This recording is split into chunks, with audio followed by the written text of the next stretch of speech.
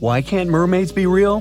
Well, firstly, they would freeze and struggle to survive in the frigid ocean waters. Brrr!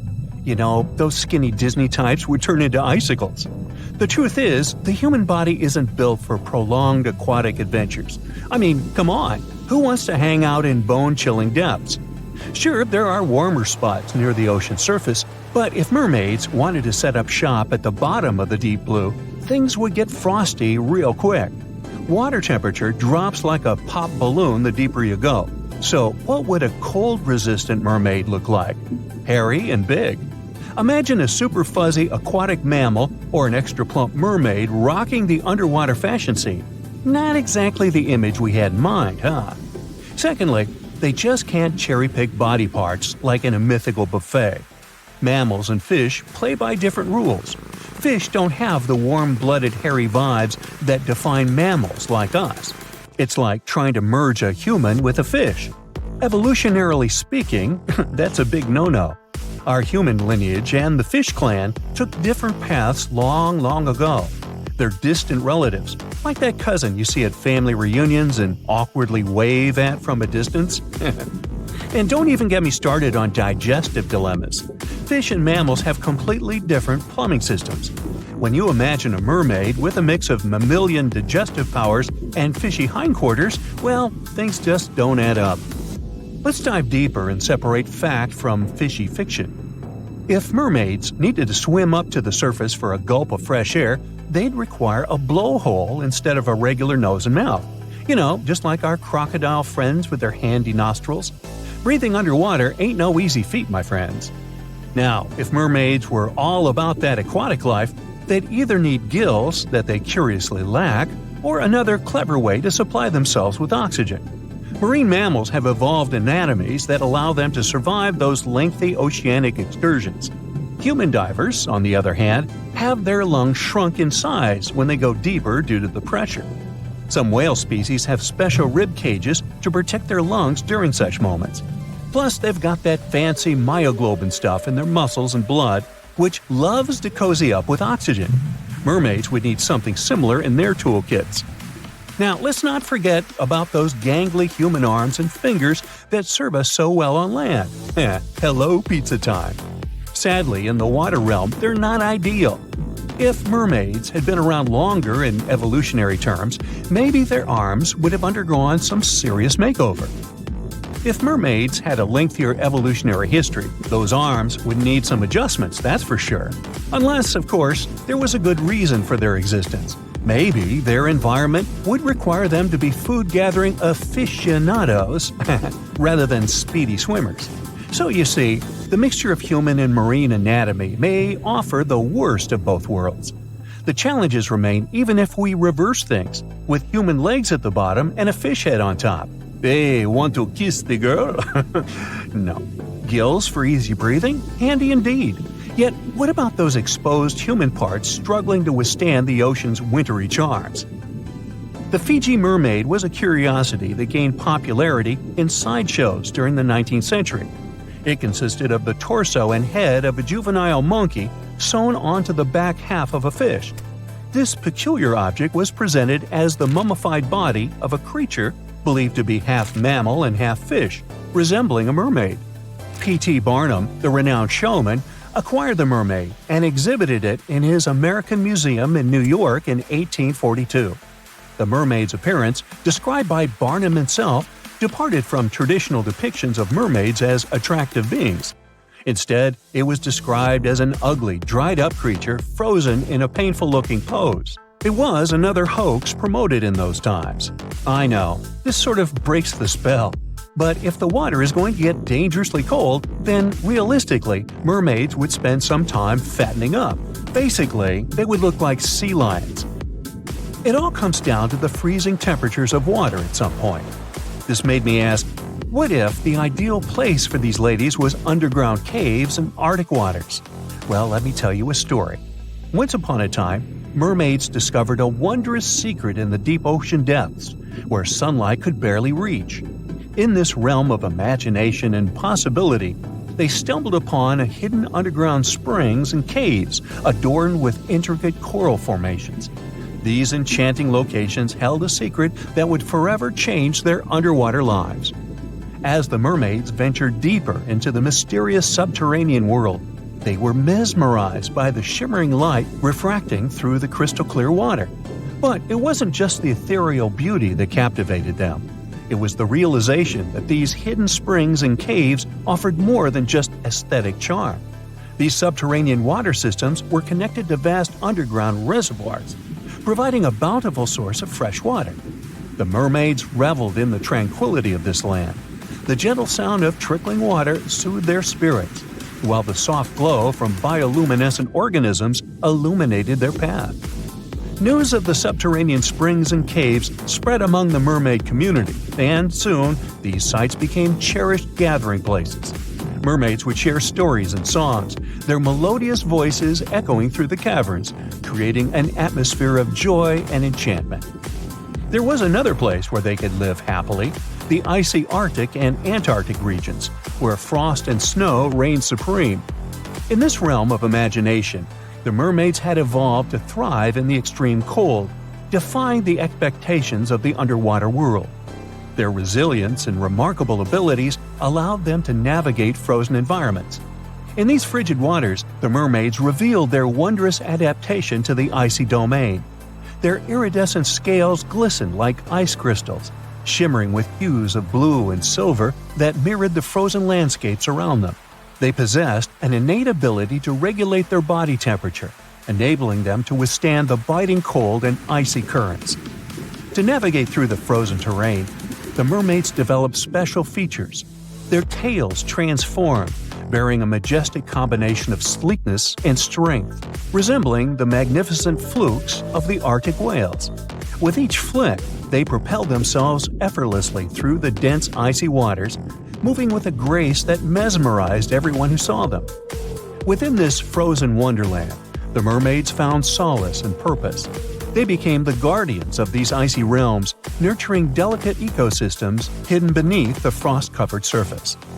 Okay, well, maybe the story is just one version of how reality could unfold, but we do have real-life mermaids in our world. People admire these creatures so much that they create events and communities to swim together while wearing costumes. In the UK, there is a mesmerizing mermaid who is admired by a lot of people.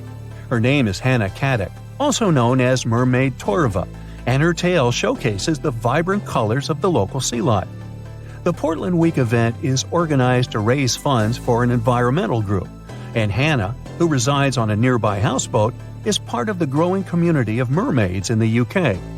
Like other mermaids, Hannah uses a monofin, a large single flipper that propels her through the water. These monofins can be quite expensive, with silicone tails costing over £2,000 and often being meticulously handcrafted. So, would you consider getting a tail and joining this community? Or would you prefer to be a spectator and watch them from the shore? And here's a short useful fact. Nowadays, when we hear the word siren, we often think of mermaids. But let's not forget that sirens were there to blur the line between life and the beyond and to serenade everyone with an utterly irresistible song. While plenty of water-dwelling temptresses are out there, the sirens were the real deal. They lured sailors. But mermaids aren't the same as them. Mermaids are enchanting and nice creatures. And these days, sirens are what you hear when fire trucks, ambulances, and police cars drive by on their way to help someone. So if you see a rainbow, that means you're in for some good luck. But if you see a deep-sea fish, this means that something tragic is about to happen. Let's have a look at ancient lores and what they might mean IRL. In August 2020, people started out their day just like any other in California. It was sunny, so they decided to soak in the sun at the beach. They were snorkeling and kayaking when one of them spotted something out of the ordinary – a doomsday fish. The creature was 12 feet long. It's known as an oarfish, and only about 20 of them have washed up in California since 1901. Oarfishes live in obscure parts of the ocean, but why are they linked to doomsday? Japanese folklore says they are harbingers of disaster. These creatures were once thought to be sea serpents. And they are known as the messenger of the beautiful palace at the bottom of the ocean. The thing is, they only left the beautiful palace to warn humans about a disaster. That's why they're mainly known as bad omens. And when you see one, you can expect to see a tsunami or an earthquake right after.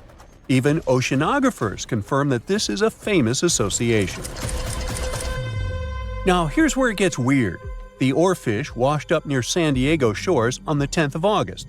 And then, on the 12th of August, a magnitude 4.4 earthquake hit Los Angeles. That's not the first time it happened. In 2011, in Japan, about 20 oarfishes were found stranded on the beaches and coastlines of Tehuco. Right after that, a magnitude 9 earthquake and tsunami hit the city. Something similar happened in the Philippines. On February 8, 2017, an oarfish was seen. 2 days later, a magnitude 6.7 earthquake struck the city and its nearby provinces. Sure, there is no way to prove both events are connected. The Seismological Society of America is adamant in saying that this is pure superstition. A recent study analyzed the coincidences and concluded that this association is statistically untrue. Can we say this happened literally out of the blue? Humans have historically noticed animals acting strange right before natural disasters. Earthquakes, floods, even tsunamis. It's like animals can sense something we can't. In fact, there's a lot of science to back it up. Studies show that animals can detect subtle environmental changes, like shifts in the Earth's electromagnetic field or infrasonic sounds, things humans wouldn't notice. This happens because most animals have a wider hearing range than humans and have extra sensitive senses that help them detect gases emitted from the Earth. This theory got famous after the tragic tsunami that destroyed several cities and villages in Indonesia back in 2004. Most man-made warning systems shut down and didn't serve their role of warning humans about the disaster. Sensors were out of action due to maintenance, while other coastal areas simply didn't have any tsunami warning systems. Terrible timing, I know. Still, minutes and hours before the 30-foot wave hit the city, some animals sensed the danger and fled. Eyewitnesses say that elephants ran for higher ground, while flamingos abandoned their low nesting areas and dogs refused to go outdoors. A local reported that he saw a herd of buffalo turning their ears toward the sea and then stampeded to the top of a hill. A lot of the people that survived the tsunami used animals as their warning systems. Now, this is not the first time humans have relied on animals to save their lives. The first official account of when it happened dates back to 373 BCE. I wasn't around then, but the Greek historian Euclides reports how the local population saw rats, weasels, and snakes running from the town before a massive earthquake hit. So, what exactly is it that animals can sense that humans can't? To find that out, scientists put biologging tags on cows, sheep, and dogs living in Italy. For about half a year, they tracked the animals. During this time, official statistics recorded over 18,000 quakes in the region. The most shocking information was that animals began to change their behaviors up to 20 hours before an earthquake. Before an earthquake, something called positive holes happen. It's an electric charge that flows from the crust up to the surface of the Earth. They can change the air molecules above where they appear, and animals can pick up on them. There's also evidence that animals might sense changes in groundwater. Before earthquakes, the stress in fault lines can release radon gas, which could alter the chemistry of groundwater. Animals that rely on it might detect these changes and react. Birds are also super sensitive to shifts in the Earth's magnetic field, which can change just before a quake. Another research happened near Mount Etna. Located in Sicily, Italy, it's one of the most active volcanoes on the planet. In 2002, a massive eruption wiped out a ski lift, 2 hotels, and a series of shops located near Etna. So, over the past years, a group of researchers decided to track goats living next to Etna. Their big aha moment came in 2012, when the goats started to act erratically 6 hours before Etna started to spew lava. These researchers were able to retrospectively predict around 7 disasters over the course of 2 years, all thanks to these goats. Back in 2014, A group of scientists studying golden-winged warblers in Tennessee noticed something odd. The birds had taken a detour from their customary breeding grounds.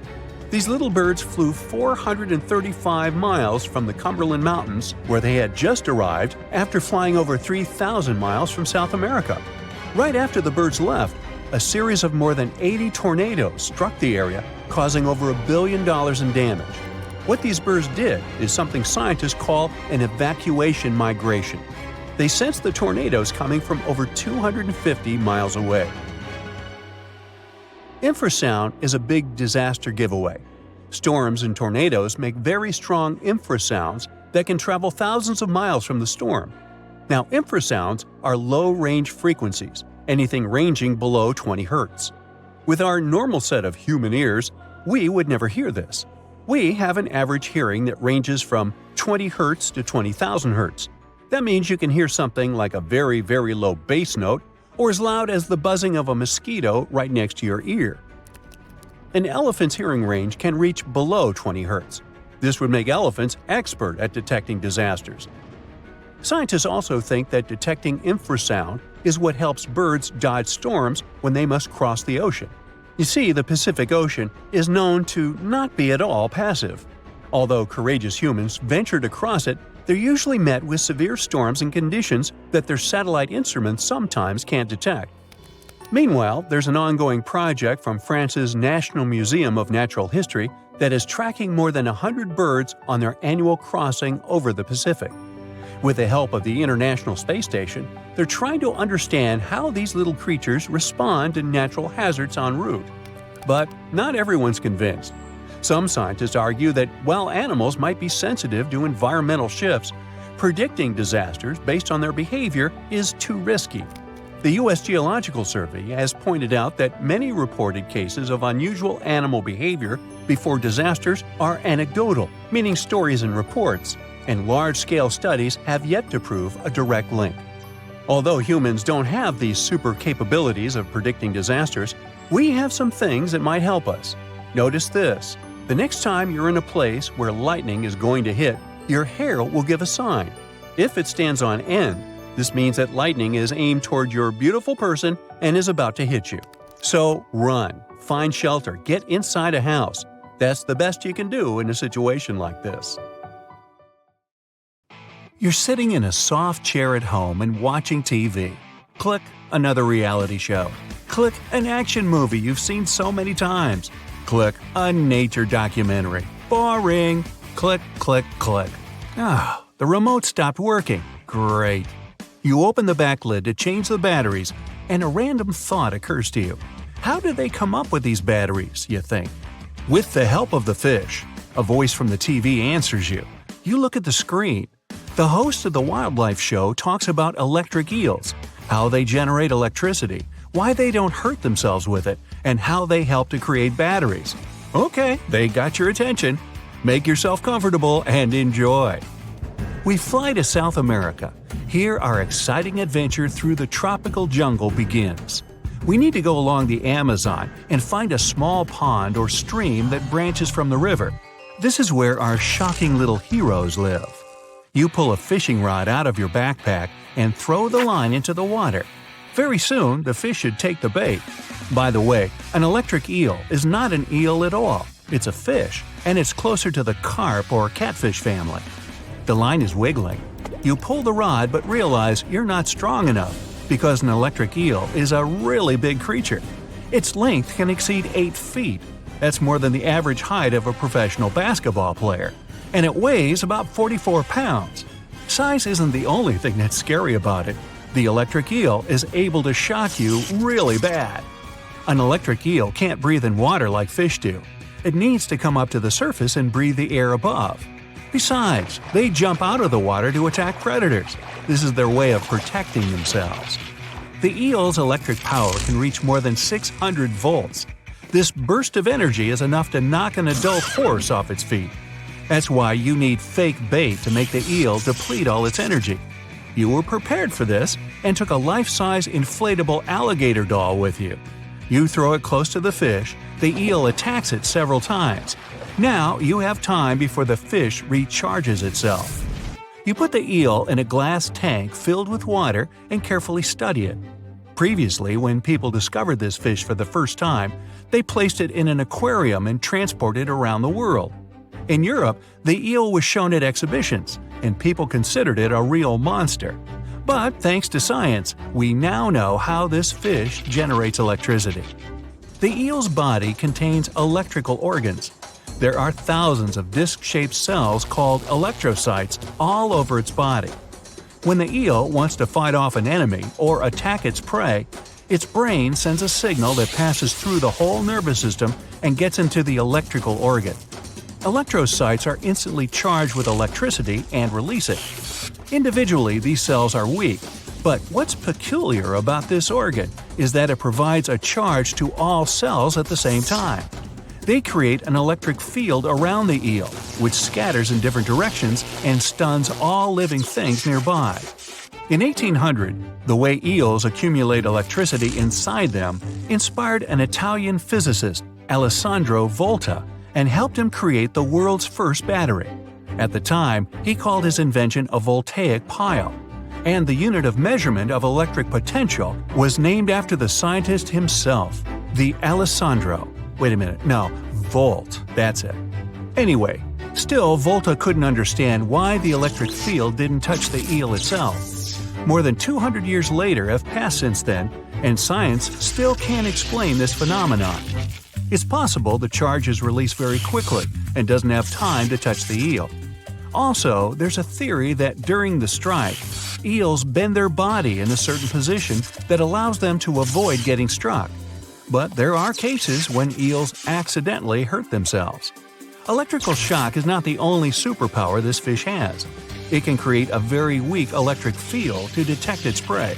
Almost every animal on the planet has electroreceptors.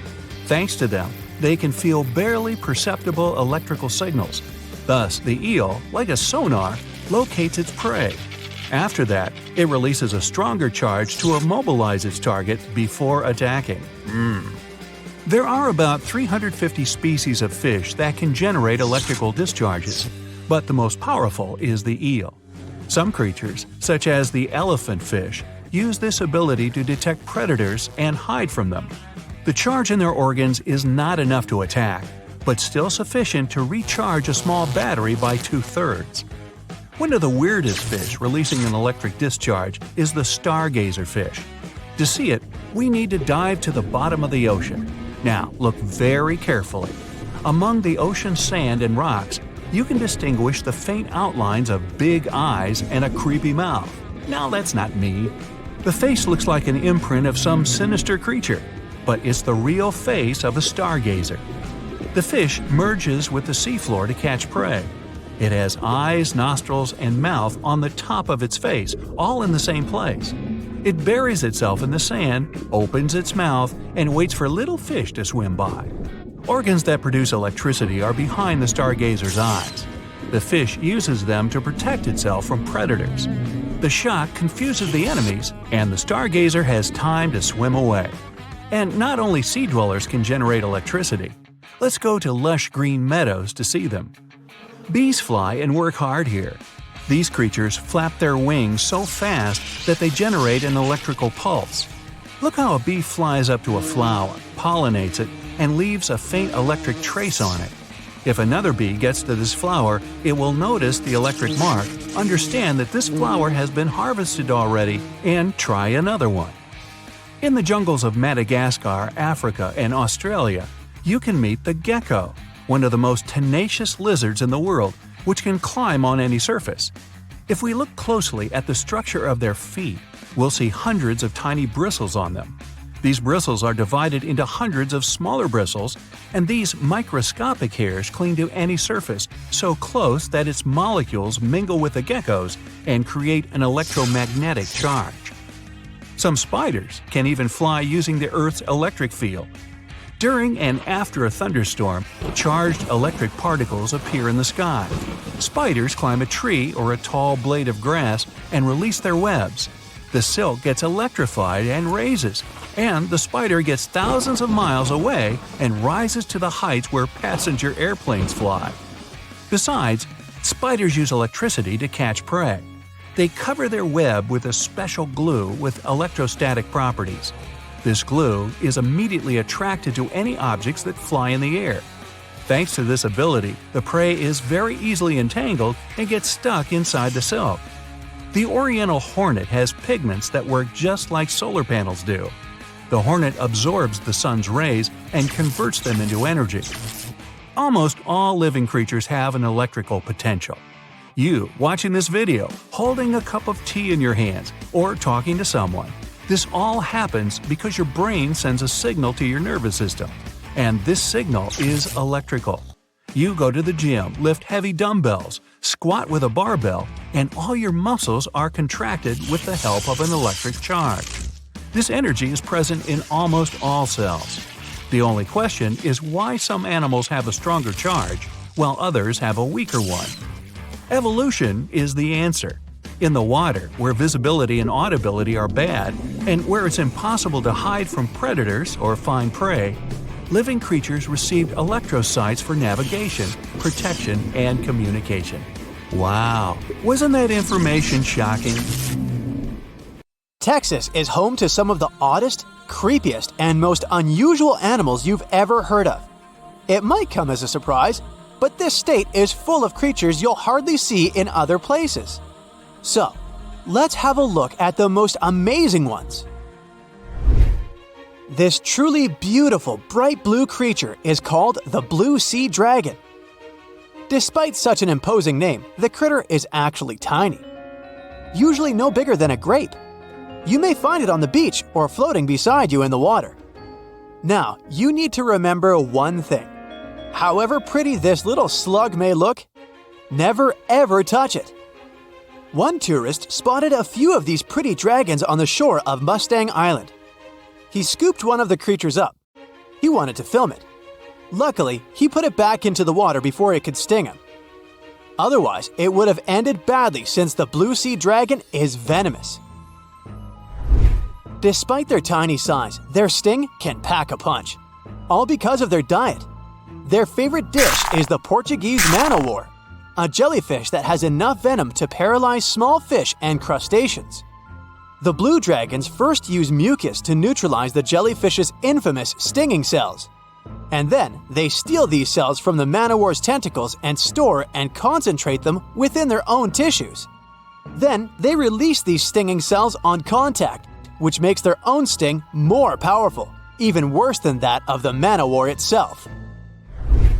These awesome creatures are also extremely sneaky. Even though their appearance is bright, to say the least, they're well-known masters of disguise. You see that vibrant blue coloring is actually on their bellies, and when they float on their backs, they simply blend with the water. As for their backs, they're gray to camouflage these animals on the seafloor. Now how about a funny fact? A group of tiny dragons floating together is called a blue fleet. And another fact, blue dragons normally lay a string of around 16 eggs, and it takes them 3 days or so to hatch into larvae. Blue sea dragons rarely make it to the shore. They're soft-bodied, so when the animals finally get through the surf zone and are deposited on the shore, they're already broken apart. And still, watch out! Even in this case, the venom in their bodies doesn't dissipate. But of course, blue sea dragons aren't the only unusual animals inhabiting Texas. Have a look at this nightmarish creature, poisonous, slimy, and kinda immortal. Meet the hammerhead worm. The worst thing? It might be lurking in your garden while you're watching this video. You can easily recognize this worm by its creepy spade-shaped head. It doesn't look like any other invertebrate you've ever seen. Or any other creature, that is. At first, it was only found in East Texas. But later, researchers spotted these spine-chilling creatures in North, Central, and South Texas. Basically everywhere but the arid areas of West Texas. One of the most terrifying things about this worm might be its length. This creature can grow as long as 1 foot. Luckily, such giants aren't very common. Most hammerhead worms only reach 6 inches in length. You can come across 2 species of these worms in Texas, and both of them will have a dark stripe down the middle.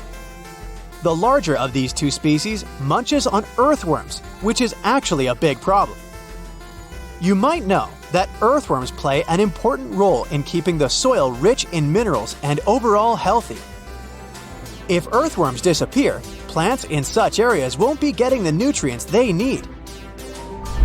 Even for humans and pets, meeting a hammerhead worm isn't the most pleasant experience either.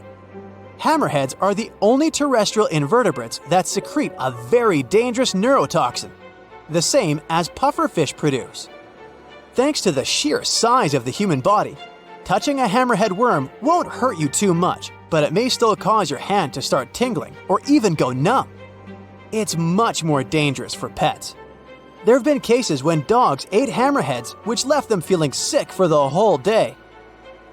Interestingly, these worms are native to Southeast Asia. But they must have mastered the art of hitchhiking, since in the early 1900s they were already found in the US. Keep in mind that if you want to get rid of a hammerhead worm, which is the best course of action, the worst thing you can do is chop it with a shovel. The thing is, flatworms reproduce by ripping themselves in half, so by cutting it, you actually help the populations of the worms, turning one into two. That's the reason why hammerheads are sometimes described as immortal, which is a bit of a stretch since these creatures can't survive in vinegar or salt.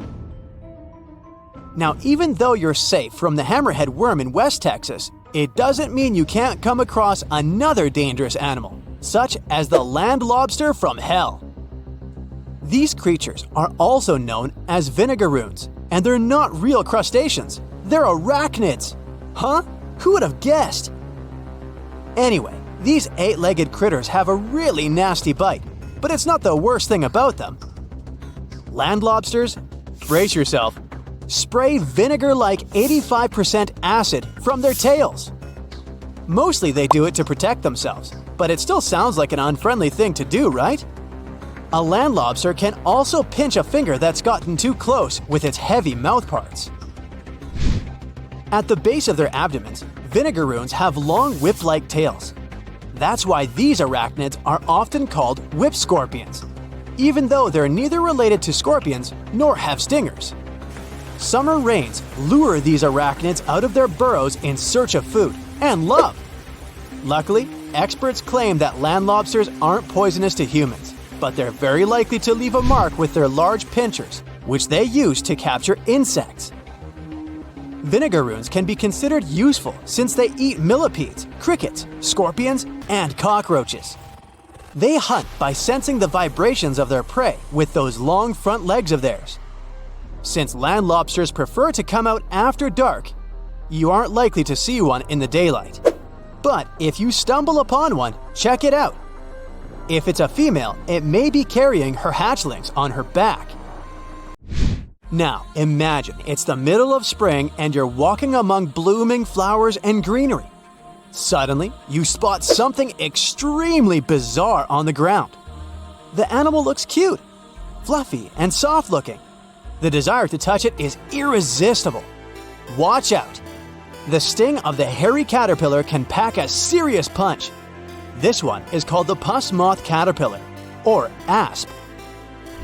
There are several stinging caterpillar species in Texas: the buck moth caterpillar, spiny oak slug caterpillar, saddleback caterpillar, and eo moth caterpillar. And touching any of them can lead to unpleasant consequences. If you had touched that pretty hairy thing in the park, you'd most likely start feeling a burning sensation and develop an itchy rash.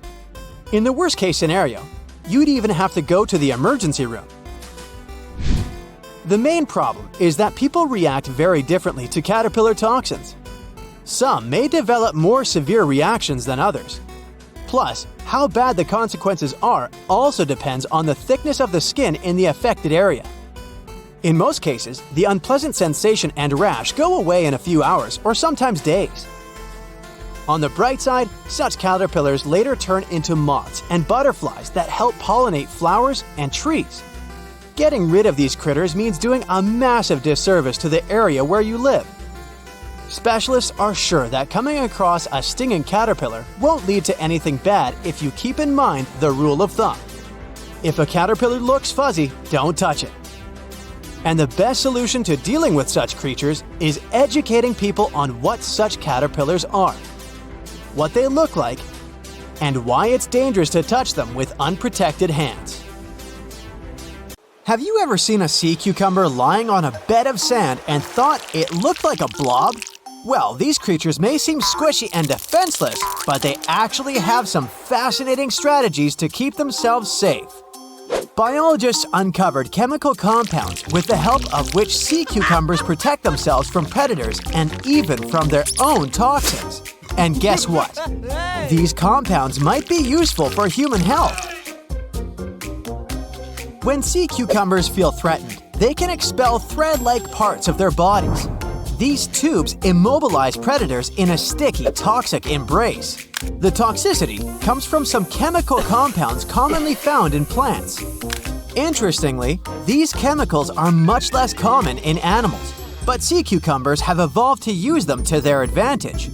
The substances are also known for their antioxidant and anti-inflammatory properties. They're already used in a bunch of industries, like cosmetics. But using these chemicals as a defense creates a big problem for sea cucumbers. They need to avoid damaging themselves with their own toxins. It means their own cells can't contain cholesterol, the target that the toxins bind to and pierce. Instead, sea cucumbers have developed two kinds of cholesterol alternatives.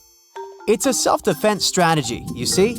If you can produce these toxic substances, you have to be able to not make yourself sick.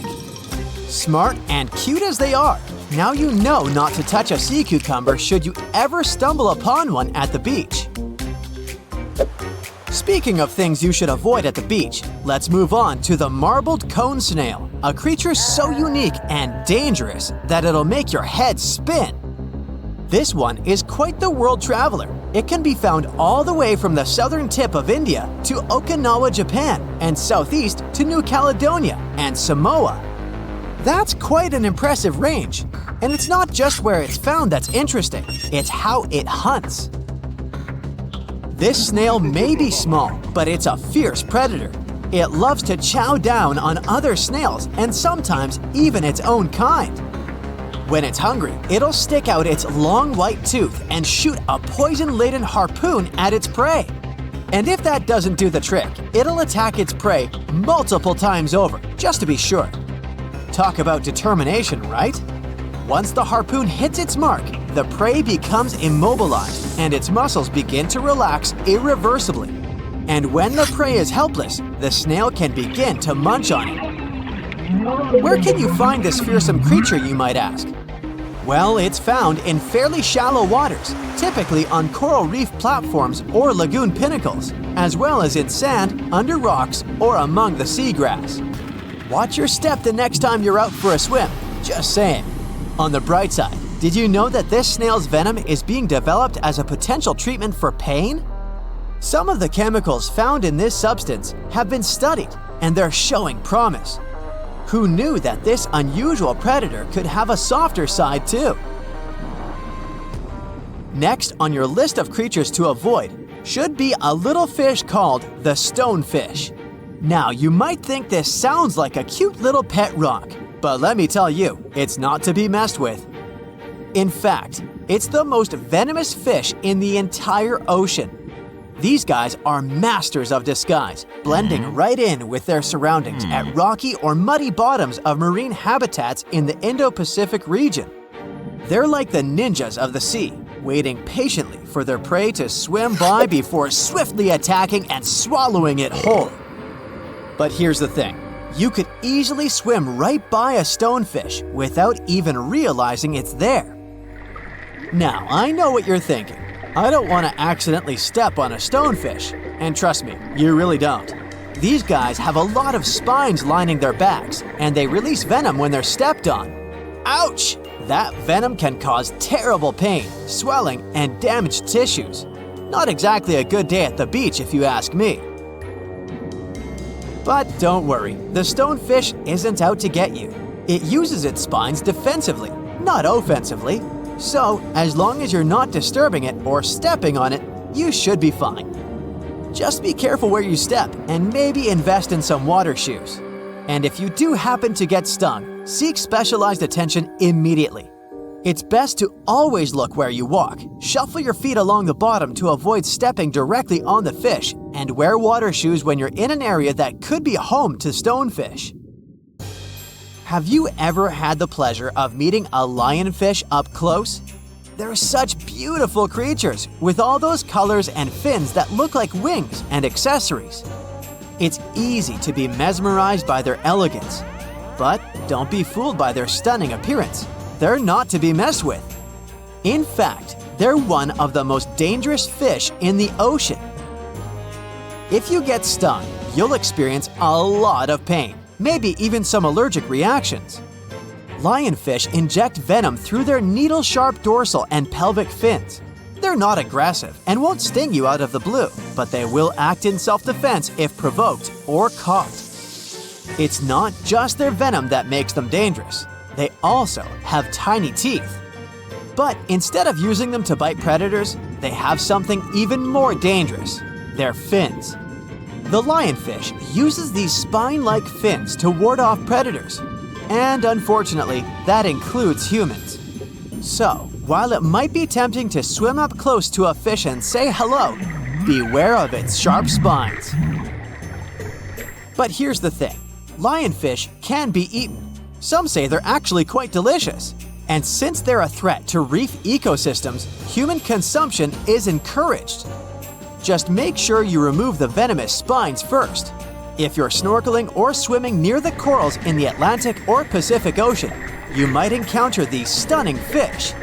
Keep a reasonable distance between you and the lionfish, and they won't feel threatened or startled enough to sting you in self-defense.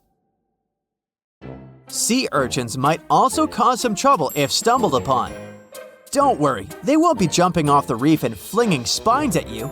They're not aggressive at all. These creatures are everywhere, from rocky shores to coral reefs, and are quite common in almost every body of salt water, including all of the world's oceans. So it's not surprising that sea urchin injuries are pretty common too. But hey, accidents happen, especially when we're distracted by a cute little turtle or too excited about exploring a new dive site. Now, let's talk about their defense mechanisms. These little guys have two ways of defending themselves: their spines and these tiny jaw-like structures that can inject a painful substance. Some species have long, sharp spines that can easily pierce even a thick wetsuit and lodge deep in your skin. Yikes! But don't worry, avoiding sea urchins is not rocket science. Just try to maintain a good awareness of your surroundings. Watch out for protruding spines in the sand and control your buoyancy. It'll help you stay at least a few feet away from corals, which may conceal urchins in their crevices. And if a shore entry has many urchins, pick a different dive site. No biggie. Now let's talk about first aid for sea urchin stings. Soaking the area in hot water for up to an hour and a half can break down the dangerous substance and alleviate the pain. Carefully remove the spines with tweezers and shave the area to remove those pesky spikes. Then, wash the injured area with soap and rinse with fresh water. Apply topical creams if you have any in your beach bag too. And of course, watch for signs of allergies and contact a specialist immediately if you notice something weird. But hey, let's not forget that sea urchins are just one of many hazards of the deep. There are bearded fireworms, pufferfish, and fire coral too. So let's not be too hard on our little urchin friends. After all, compared to some of these other creatures, they're pretty tame.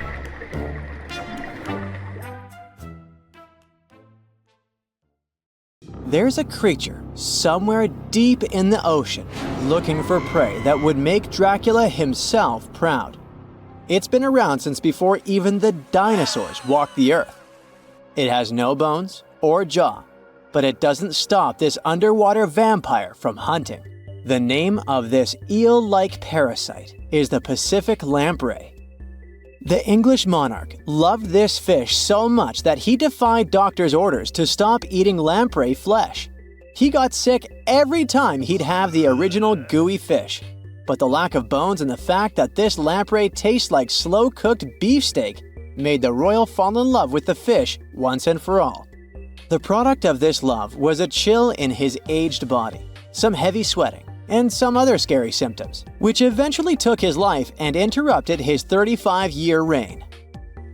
The lamprey is way better at surviving, as it lived through at least 4 mass extinctions. Its ancient ancestors evolved over 450 million years ago. There are around 40 living species of lampreys still thriving across the world.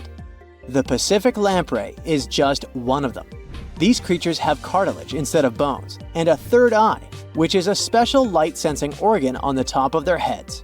Instead of a regular jaw, they have a sucker mouth surrounded by teeth. It's perfect for latching onto prey and sipping up body fluids like underwater vampires. Once they pick a victim, they suction it, making a seal that's almost impossible to break. Scientists believe the Pacific lampreys don't munch on flesh.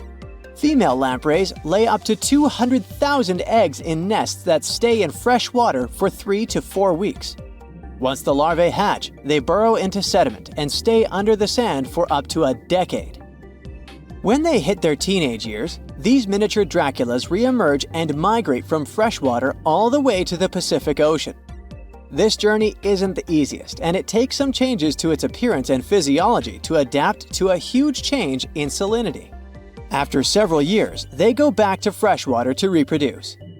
Pacific lampreys can use chemical clues released by their larval migrating pals to find their way. They can travel hundreds of miles inland to find the perfect spot for spawning and rearing. It's not always the same place they spawned in. Many species of birds, mammals, and other fish can appreciate the fatty flesh of lamprey.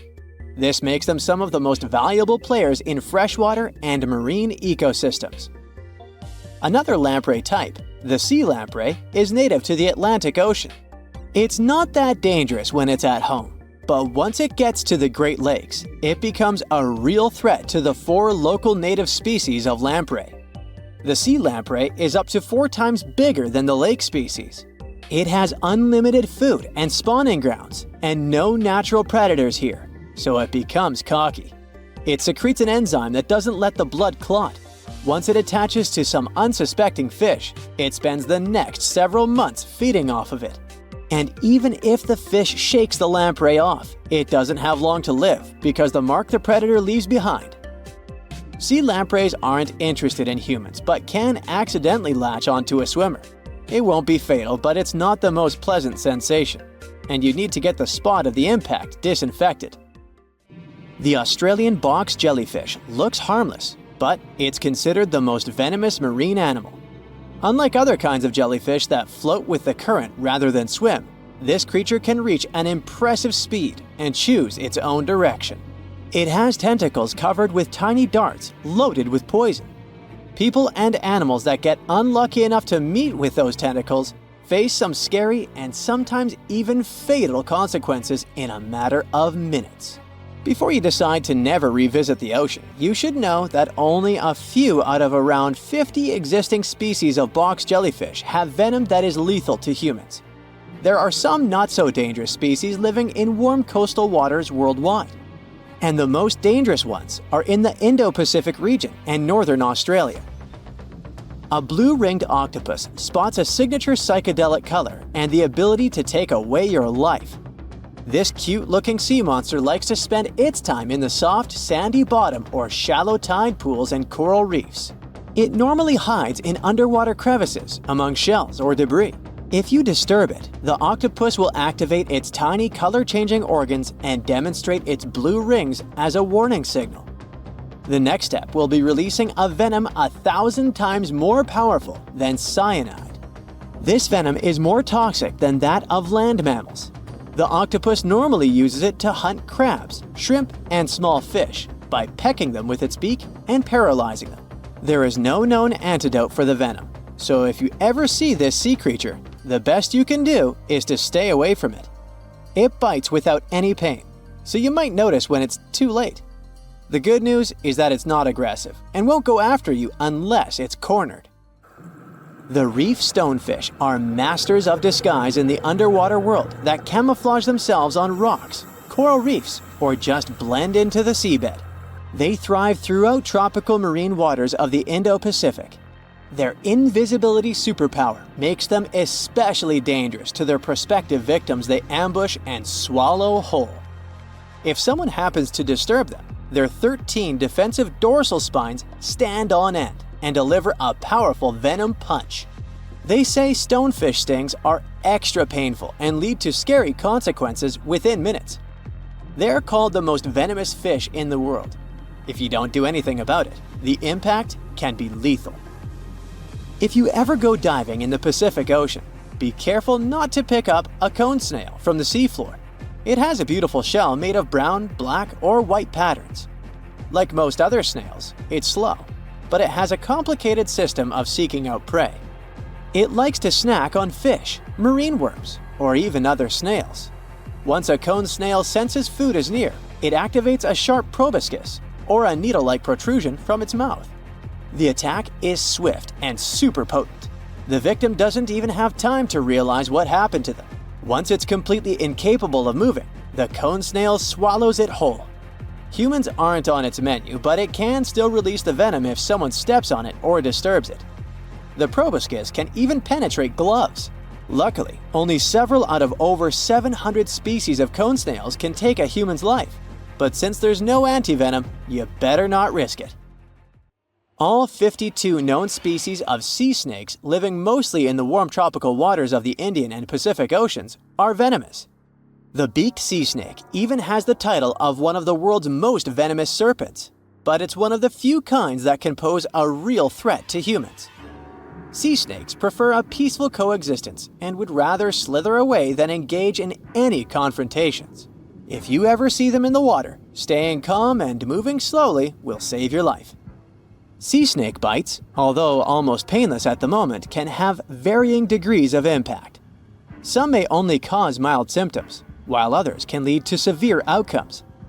Most bite reports come from accidental encounters, like someone freeing them from nets or unsuspecting beachgoers stepping on them. Blue dragons rarely grow larger than the size of a grape.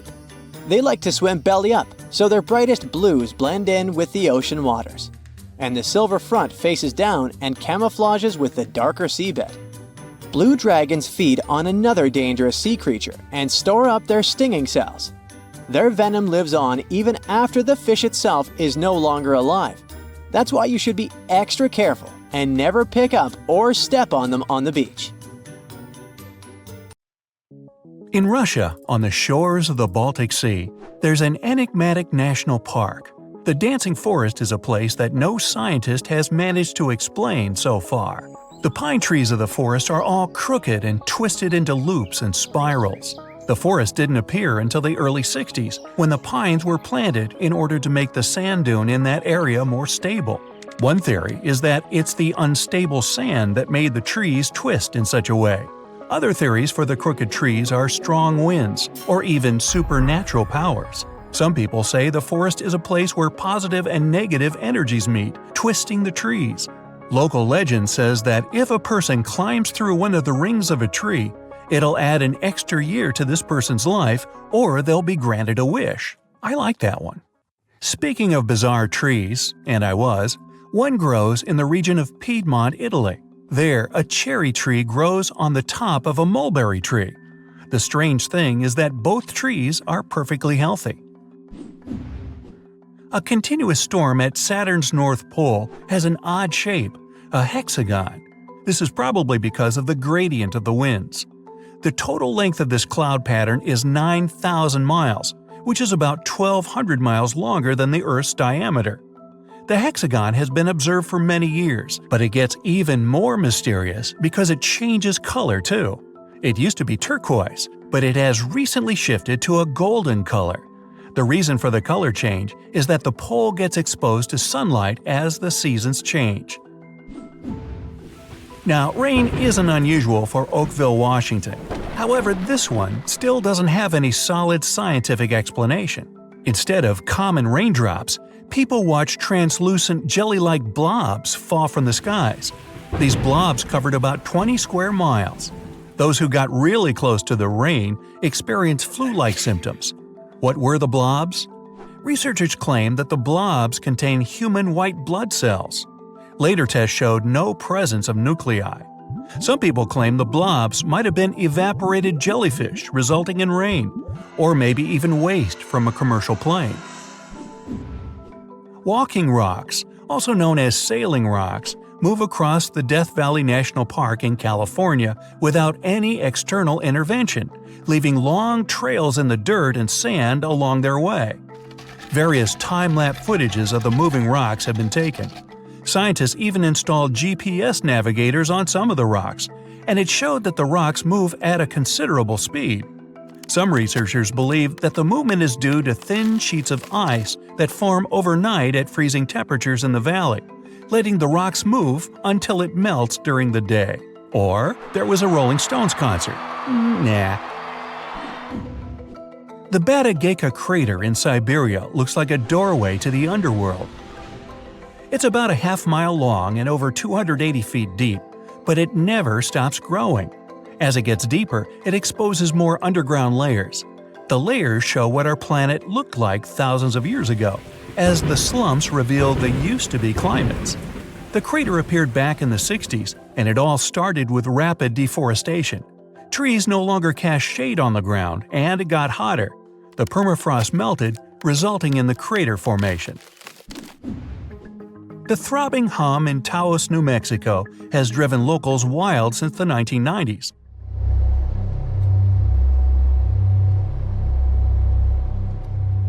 The low-frequency hum deprives people of sleep and depletes their energy.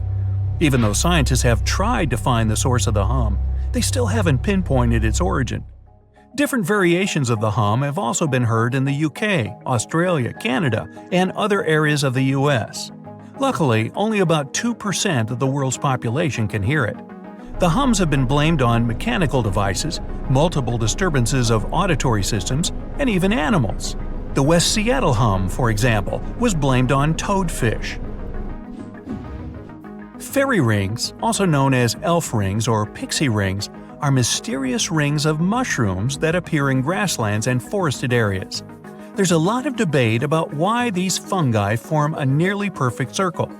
Some superstitions claim that fairy dances would burn the ground, causing mushrooms to rapidly grow. In Costa Rica, there's an assortment of about 300 spherical stone balls. Locals call them las bolas, which is simply the balls in English. These stones have an almost perfect round shape. Some of them are huge, weighing up to 16 tons each. They're also made of different materials – gabbro, limestone, and sandstone. They're considered to have been put in straight lines in front of the chief's houses, but there's no precise information of their origin. Some myths claim that these stones originated in Atlantis. If you ever travel to the Mekong River in late October, you have a chance of seeing glowing balls rising from the water and beelining up into the air. Locals call these glowing balls the Naga fireballs. The size of the lights vary. The reddish balls can be as tiny as a spark and as large as a basketball. There can be dozens to thousands of balls a night. Scientists don't have any solid explanation for why it happens, but it could be due to flammable gases released by the marshy environment. Some superstitious locals are sure it's all because of a giant serpent living in the Mekong. Great balls of fire! In Minnesota, on the north shore of Lake Superior, there's a park known for the Devil's Kettle. This is a waterfall that splits in two. One part of the river continues, while the other part disappears into a hole in the ground. Whatever object you throw into the Devil's Kettle won't reappear. Scientists still haven't fully explained where the water that drops into the hole goes. Devil's Kettle is considered to be unsafe for people because it's nearly impossible to trace the flow. Yeah, not a place to go tubing. Grunions are fish known for their bizarre mating ritual. The females climb out of the water and onto the shore. They dig their tails into the sand in order to lay eggs. The legs stay hidden in the sand, waiting. 10 days later, the high tide comes, washing the newly hatched young to the sea. Scientists still can't give any solid explanation for this way of breeding. People who live in rural central Norway over the Hessdalen Valley can often witness floating lights of white, yellow, and red cross the sky. The lights appear both at day and night, and once back in the 80s, they were spotted 15 to 20 times in a single week. The Hessdalen lights can last just a few seconds, but sometimes they can last more than an hour. The lights move, seeming to float or even sway around. Some scientists believe that the reason for these lights is due to ionized iron dust. Others say it's combustion that includes sodium, oxygen, and hydrogen. Many people claim they're just misidentified aircrafts. Yellowstone Park has a famous boiling lake, but it's not the world's only place of boiling water. Deep in the Amazon, there's the 4-mile Shanay Timpishka River that's always hot.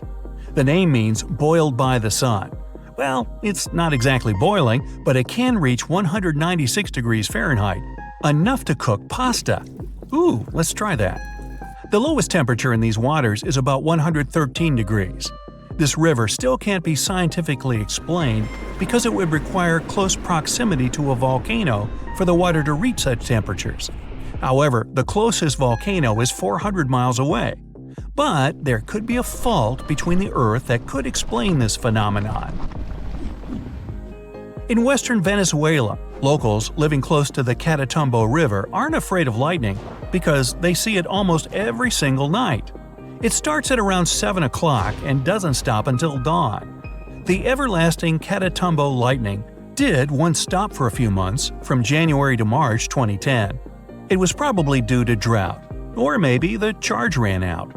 In 1991, a scientist suggested that the phenomenon happens because of cold and warm air currents meeting in the area. Another theory is that the lightning could be due to the presence of uranium in the bedrock. Speaking of lightning, I got a bolt. Bye! Living at depths of up to 5,000 feet, the hagfish is one of the strangest creatures in the ocean. And there's plenty on the list. The goblin shark, sea spiders, red-lipped batfish, and even people swimming during winter. It's freezing, man! Get out! Although it looks like an eel, this fish belongs to the Agnatha species. That's fish without jaws, and the family also includes lampreys. Terrifying monsters with disc-shaped suction cup mouths filled with spiraling rows of teeth. Hagfish have 2 tongues, 4 hearts, and no eyes or stomach, like something from another planet. And what sets them apart from anything on this planet is that they have a skull but no spine.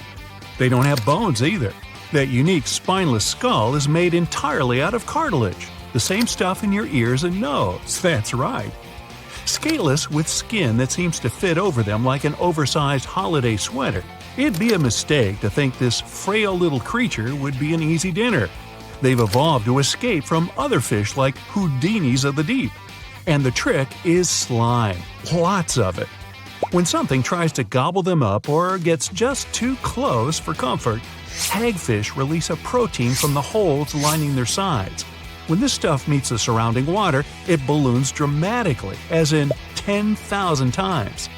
The more water touches it, the bigger this goo ball gets. A teaspoon of hagfish slime can turn into a bucketful in a second. It instantly clogs the gills of any fish trying to chomp down on our slimy friend, even sharks. But hagfish have gills too. So why doesn't the slime block their own? Easy peasy. This hagfish will simply tie itself into a knot and scrape the slime off its body. Doesn't mean their slime comes without inconveniences. Sometimes it gets in the hagfish's tiny nose. To get rid of it, they make themselves sneeze, sort of. Gesundheit. This fish's homemade goo is made of flexible strands that are surprisingly strong, as in stronger than nylon. Imagine falling into a pool of the stuff. You'd struggle to move your arms and legs to swim. It might feel like rubber bands tying you up. But you'd be perfectly safe as long as the stuff doesn't get in your nose or throat. In that case, you'd be as unfortunate as those gilled creatures trying to bite into the slimy fish. And hey, our own species is eyeballing it for loads of potential uses, from parachutes to cars and even clothing. Forget about diving in a pool of this goo. You could be wearing a slime suit in the future. But when it comes to landish creatures, the platypus is just as weird. This mammal has a duck bill, a beaver tail, webbed feet, and lays eggs. Like a lot of fish, the platypus and its relative, the echidna, have no stomach, but they don't need one. They store their food in their cheeks until they surface. Once they've eaten, the food goes straight to their gut. Just when the platypus couldn't get any stranger, they also sweat milk for their platypups. When winter has put bears, bats, snakes, and even myself into hibernation, there's one animal that does things a little differently. During the cold season, the wood frog lets itself freeze, sometimes for up to 7 months. Like a brown popsicle, they fill their body with a syrupy, au-naturel antifreeze to stop crystals from forming. And when the right time comes, they can just thaw themselves out, even multiple times a season. These frogs will find a nice covered area in the forest and wait until spring comes. Once they're thawed, they'll hop away like nothing happened at all. When your name's the boxer crab, you have to live up to it. Ding ding! Round 1! This little crab is super smart. It has sea anemones living in its claws, and these DIY boxing gloves pack a punch. Carrying around these little tentacled sea creatures helps this tiny crab defend itself against fish and anything bigger than it. When feeling disturbed, the crab starts swinging and its gloves start stinging. The tentacles of sea anemones are covered in stinging cells that help the animal capture its lunch. Yep, that's no plant, it's a hungry beast. It's a win-win relationship. For helping the crab protect itself, the gloves get a fun ride around the ocean floor and free meals. Its other names don't sound as tough, but I assure you, the pom-pom or cheerleader crab looks cute but shouldn't be messed with. If you're afraid of spider webs, this is one to avoid. Darwin's bark spider is an orb weaver type that creates a jaw-droppingly large web for a penny-sized spidey. The silk in its web is 10 times stronger than Kevlar and double the strength of any other spiders on the planet. And the webs themselves can be as big as a king-size bed. Not that you'd want to sleep in one. Their web bridges are even more impressive. They can be over 80 feet long. The spiders build them across rivers to catch bugs flying over the water, or you rafting down the rapids. Watch out! And here I thought I spent too much time on the web. Gone to the beach on a hot sunny day when you realize you're out of sunblock. Hey, just do what hippos do. When they sweat, they create their own sunscreen. Living in the water for most of its life, a hippo's skin must stay wet to keep hydrated. When they do have to venture out of the water, something strange happens. The red or pink color we sometimes see on hippos are little beads of fluid that absorb the sun's UV and protect the skin from burning. They're also highly acidic to help stop bacteria growing on the skin. Hippos might look big and clumsy, but they could easily outrun and outswim the best Olympic athletes out there. Must be why the ancient Greeks called them hippopotamus, the river horse. Now, when you're a plant, it's hard to defend yourself, but not for the acacia tree. It has built-in bodyguards, ants. When a few of the leaves are getting nibbled on, the vibrations alert the ant brigade to head out and stop the trespasser. Living in the hollow thorns of the branches, the acacia ants come out and shock the hungry animal with their wasp-like stinger. The tree is so grateful to the ants that it feeds them yummy nectar.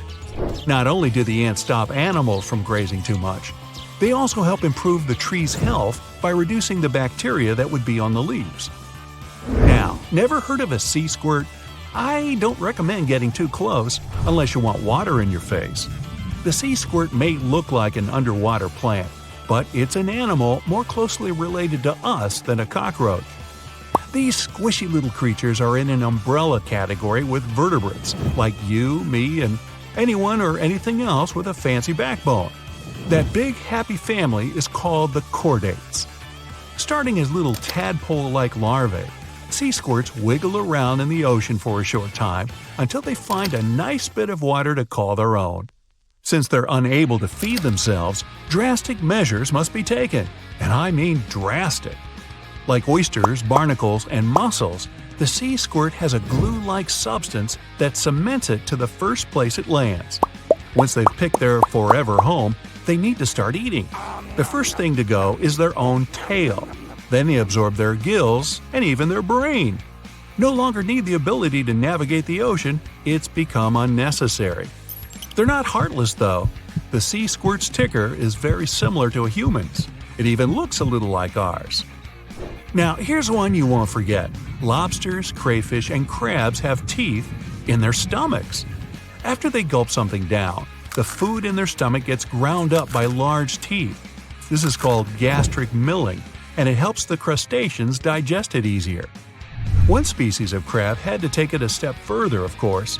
The ghost crab uses these teeth not only for eating, but also to growl.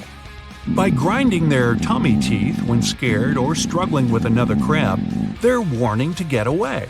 Well, when you don't have vocal cords, stomach growling will have to do. They're also the fastest type of crab on the planet.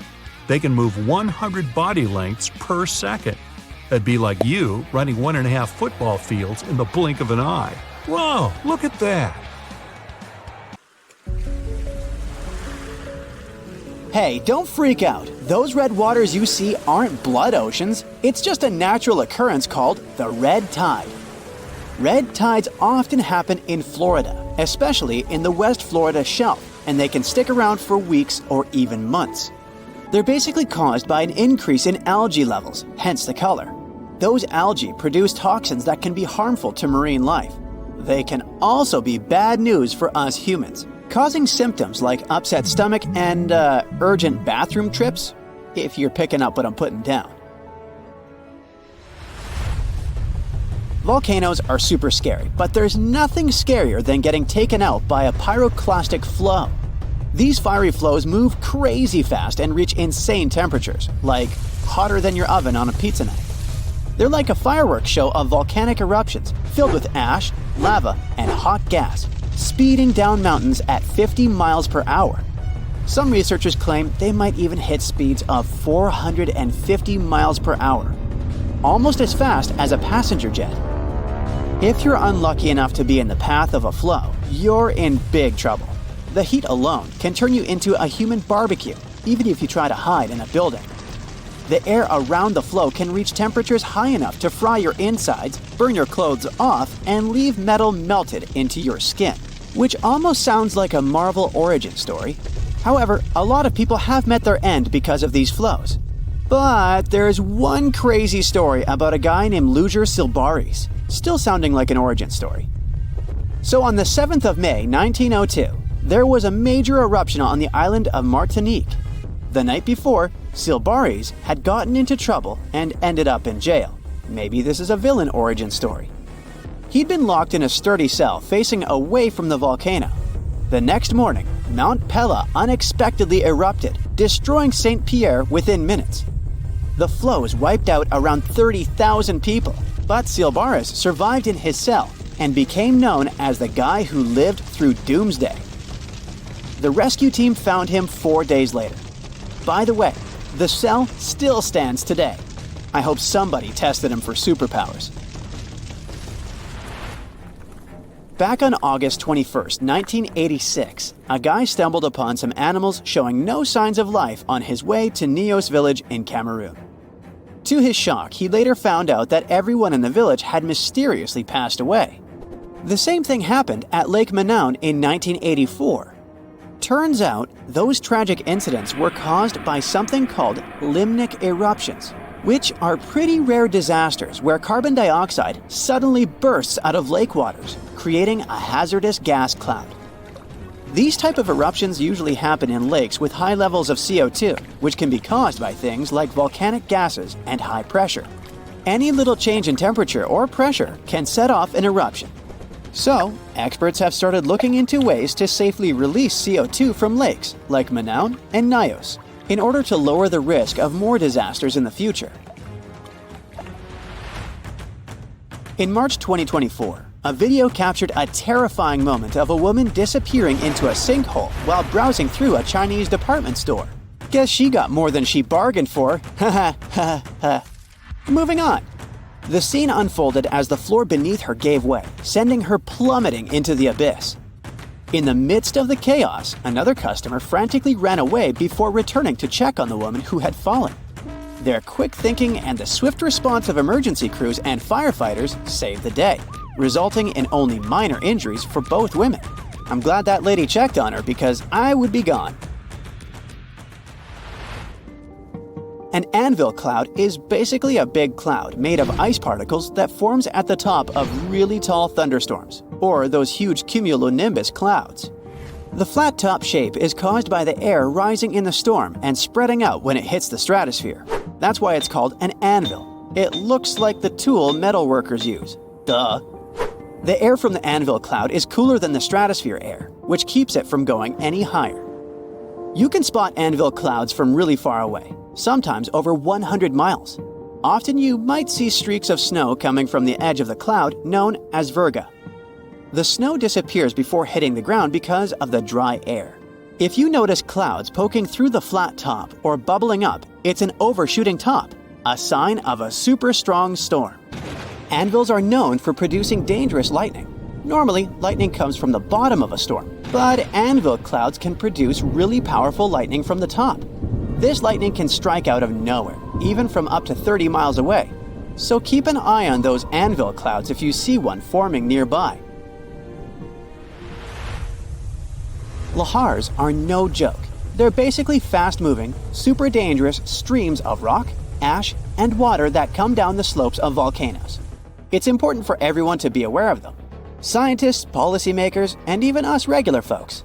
By understanding how lahars work and their potential impact, we can try to stay safe when volcanoes start acting up. Saving lives during natural disasters is the name of the game. There are two main types of lahars: debris lahars and mudflow lahars. Debris lahars are full of solid stuff like rocks and ash, while mudflow lahars are more waterlogged and sludgy. Lahars can be triggered by the rapid melting of snow or ice, heavy rain falling on loose volcanic material, or even a crater-like eruption. The volcano's characteristics and presence of water are key factors in how lahars form and move downhill. When lahars come barreling down mountains at speeds of up to 120 miles per hour, carrying loads of debris, it's a recipe for disaster. Unless you have a surfboard, but I doubt you'll have a surfboard on a volcano. Just saying. Also, it won't work. Going to the beach for a sunny vacation is the best. There's nothing like basking in the sun, feeling sand between your toes, and hearing waves crash against the shore. But even though it's all relaxing and picture perfect, always keep an eye on the water and never turn your back on the ocean. You may know about rip currents and tides, but have you ever heard of square waves? It's a real thing, and it can be pretty scary. Square waves, also known as cross seas, happen when two swells meet, forming a unique square pattern that looks like a checkerboard. They can be found along coastal areas, and while they are rare, they can create waves up to 10 feet high and make it tough for boats and swimmers to maneuver. If you find yourself in the water with square waves, you might feel like you're fighting against two different currents.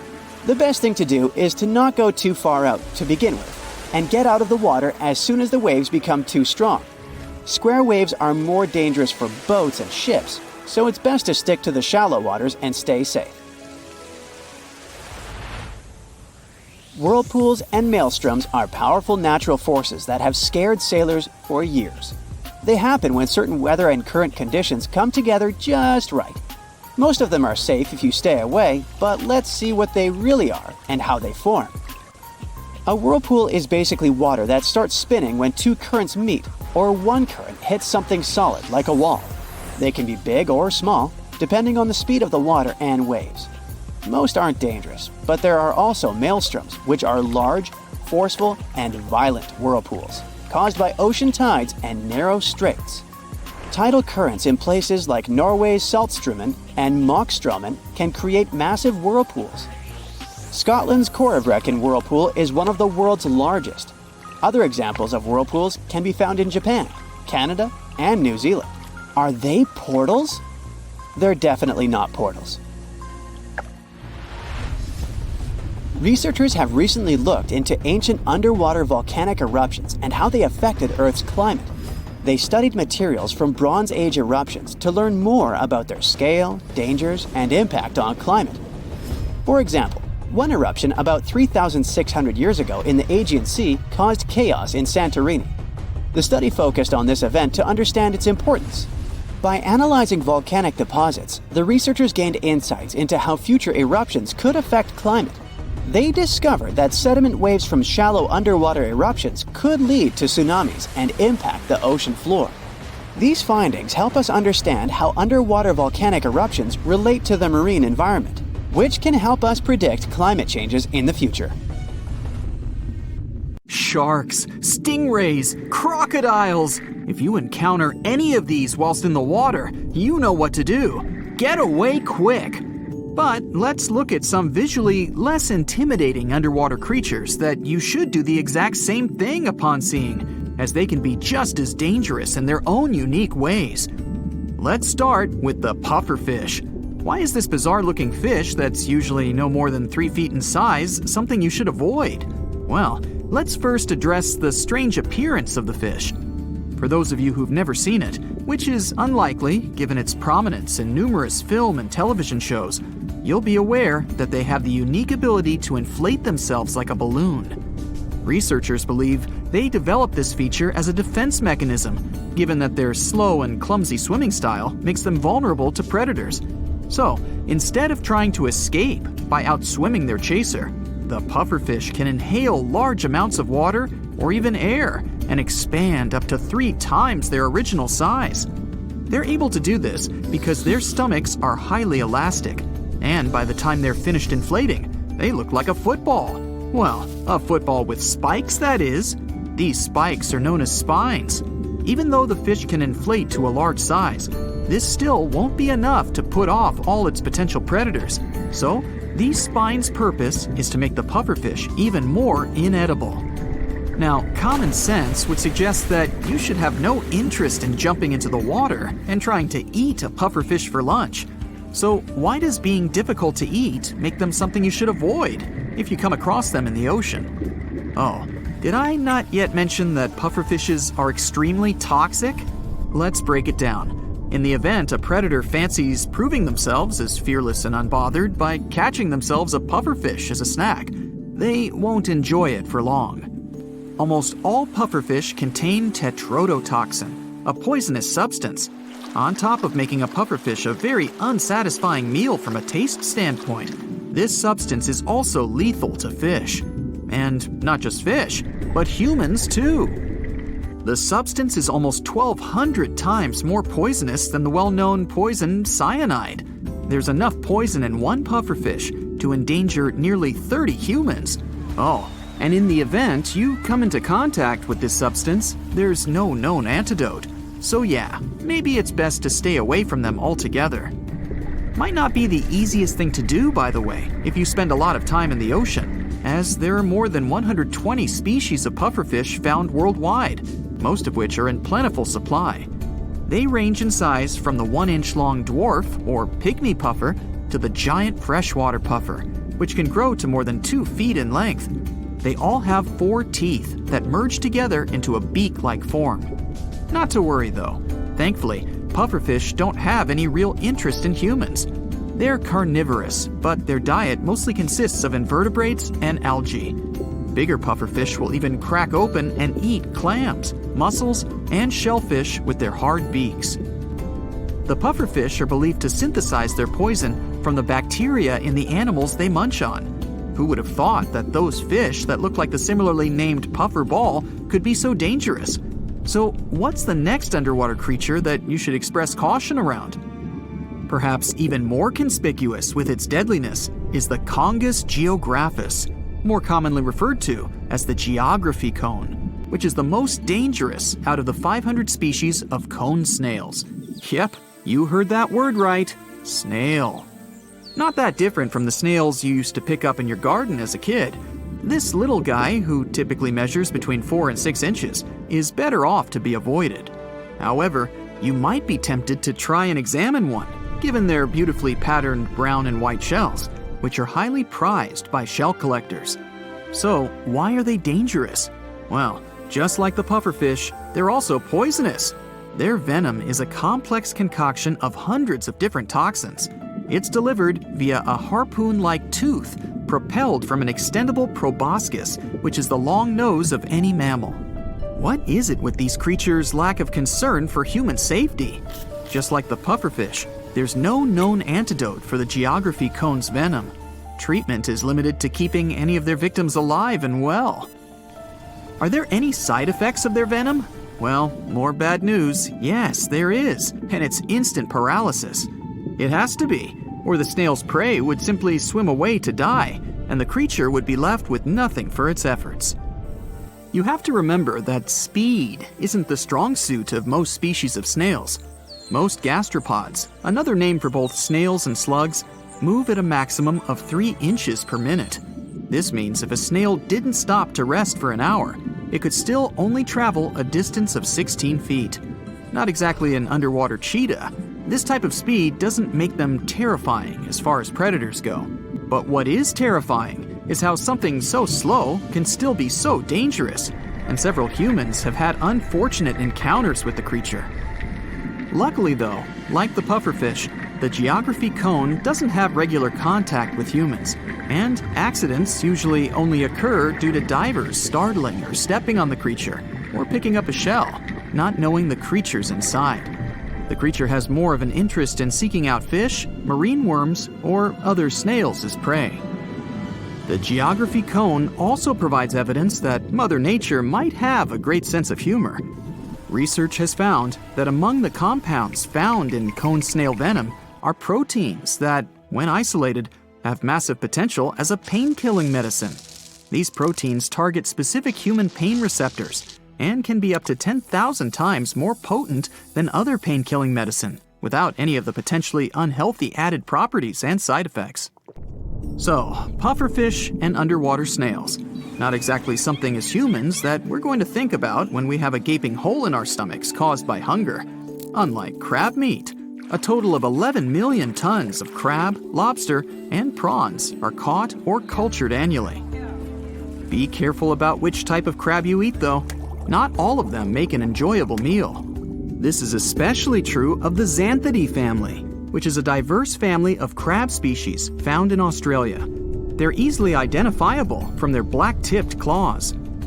We should be grateful for this unique identifying feature too, and not just because it could help bring attention to and prevent a potentially nasty pinch from the crab. No, what you really need to worry about with some members of the Xanthidae crab family is the toxins that they possess.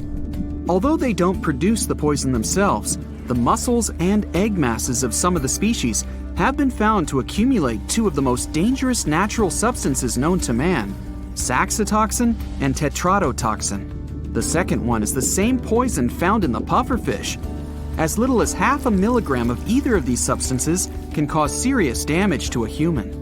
The good news is that if you do encounter one of these poisonous Xanthidae crabs, they don't have any ability to deliver the poison themselves, such as by a bite or jab.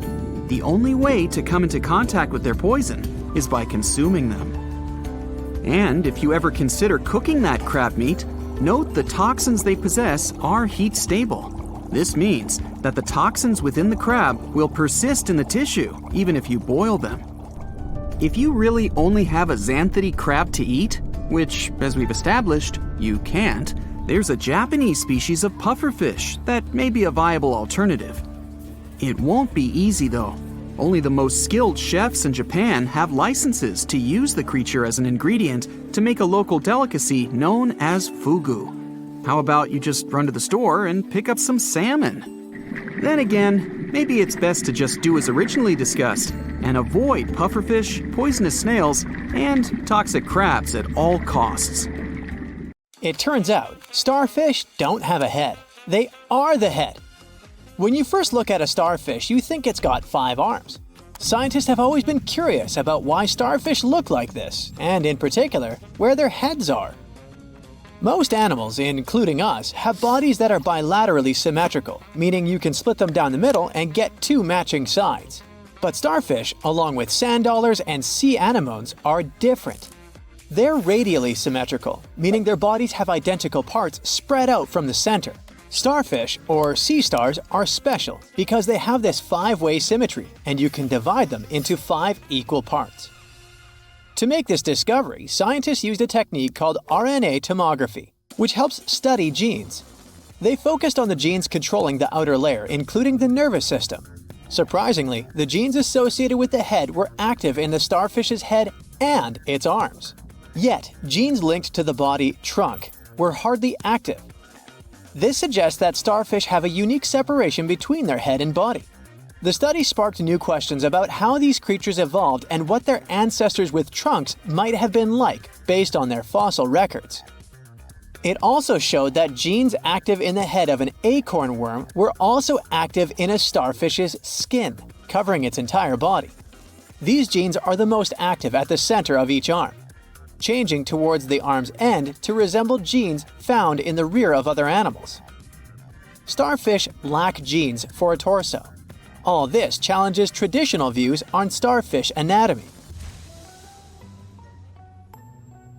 There's a rumor about Paul McCartney recording an ultrasonic whistle for his Shetland sheepdog at the end of the Beatles song, A Day in the Life. Dogs can hear ultrasonic sounds since their hearing ability is incredible. To move just one of their ears, dogs need to involve 18 muscles. It allows them to swiftly locate the origin of sounds, and it's another skill where they outshine us. Their awesome ears sometimes shadow their noses. Dogs' sense of smell is up to 100,000 times more acute than that of humans. While humans have around 5 million scent receptors, a bloodhound boasts up to 300 million. Another study proves that dogs and bottlenose dolphins may share a fascinating similarity with humans. They call out the names of loved ones when they become separated. This makes them the first non-human animals to do so. The research has uncovered that dolphins copy one another's signature whistles when they're separated from close pals. In the Sarasota Dolphin Research Program recordings, pairs of dolphins were held in separate nets, but they could still communicate with each other. Turns out, some of their chit-chats were mimicking the unique whistles of their dolphin buddies. Next up, we have flamingos with their peculiar dining habits. You often see them feeding with their heads positioned upside down. This distinctive behavior is linked to the anatomy of their mouths and the mechanics of maneuvering their long, elegant necks into the water. These birds are skilled filter feeders, employing their tongues as effective sieves to capture food. When a flamingo lowers its neck beneath the water, it positions its mouth essentially upside down. Then the bird closes its mouth and skillfully propels water through comb-like extensions on its beak. It also utilizes its tongue to expel the water while retaining all the gathered food. If you've watched the movie My Octopus Teacher on Netflix, you might already know that octopuses can bond with humans. But this time, we'll only focus on the anatomy of this creature. Octopuses have 3 hearts. One heart pumps blood throughout the body, and the other 2 tag teams send that blood to the animal's gills. Octopuses also have 9 brains. Each of their 8 tentacles has its very own mini-brain. These mini-brains allow each tentacle to move independently at lightning speed. There's a 9th brain in the mix, and this one oversees the entire octo nervous system. Opossums are intelligent, in a way, too. They're known for pretending to pass away when their life is threatened. When they face predators, opossums attempt to intimidate their foes by showing their teeth, hissing, and growling. Yet, when these tactics fall short, opossums resort to shutting their eyes, collapsing onto their side and pretending to have passed away. To look more convincing, an opossum might drool, let its tongue hang out, and even excrete waste to enhance the illusion of a sudden demise. Remarkably, opossums can uphold this state for several hours, waiting until they're confident that the threat is gone. Monkeys can be loud when calling one another, but a howler monkey's shout can travel approximately 3 miles in specific situations. Males are usually louder than females. The thing is, the sound is created by pulling air through a space in an enlarged bone in the animal's throat. This bone is larger in males compared to females, and that's why males sound louder. Polar bears have black skin beneath all that fur. Their fluffy white coat is actually translucent. It only seems white because it bounces back visible light. The skin itself is jet black. These creatures are also impressive when it comes to swimming.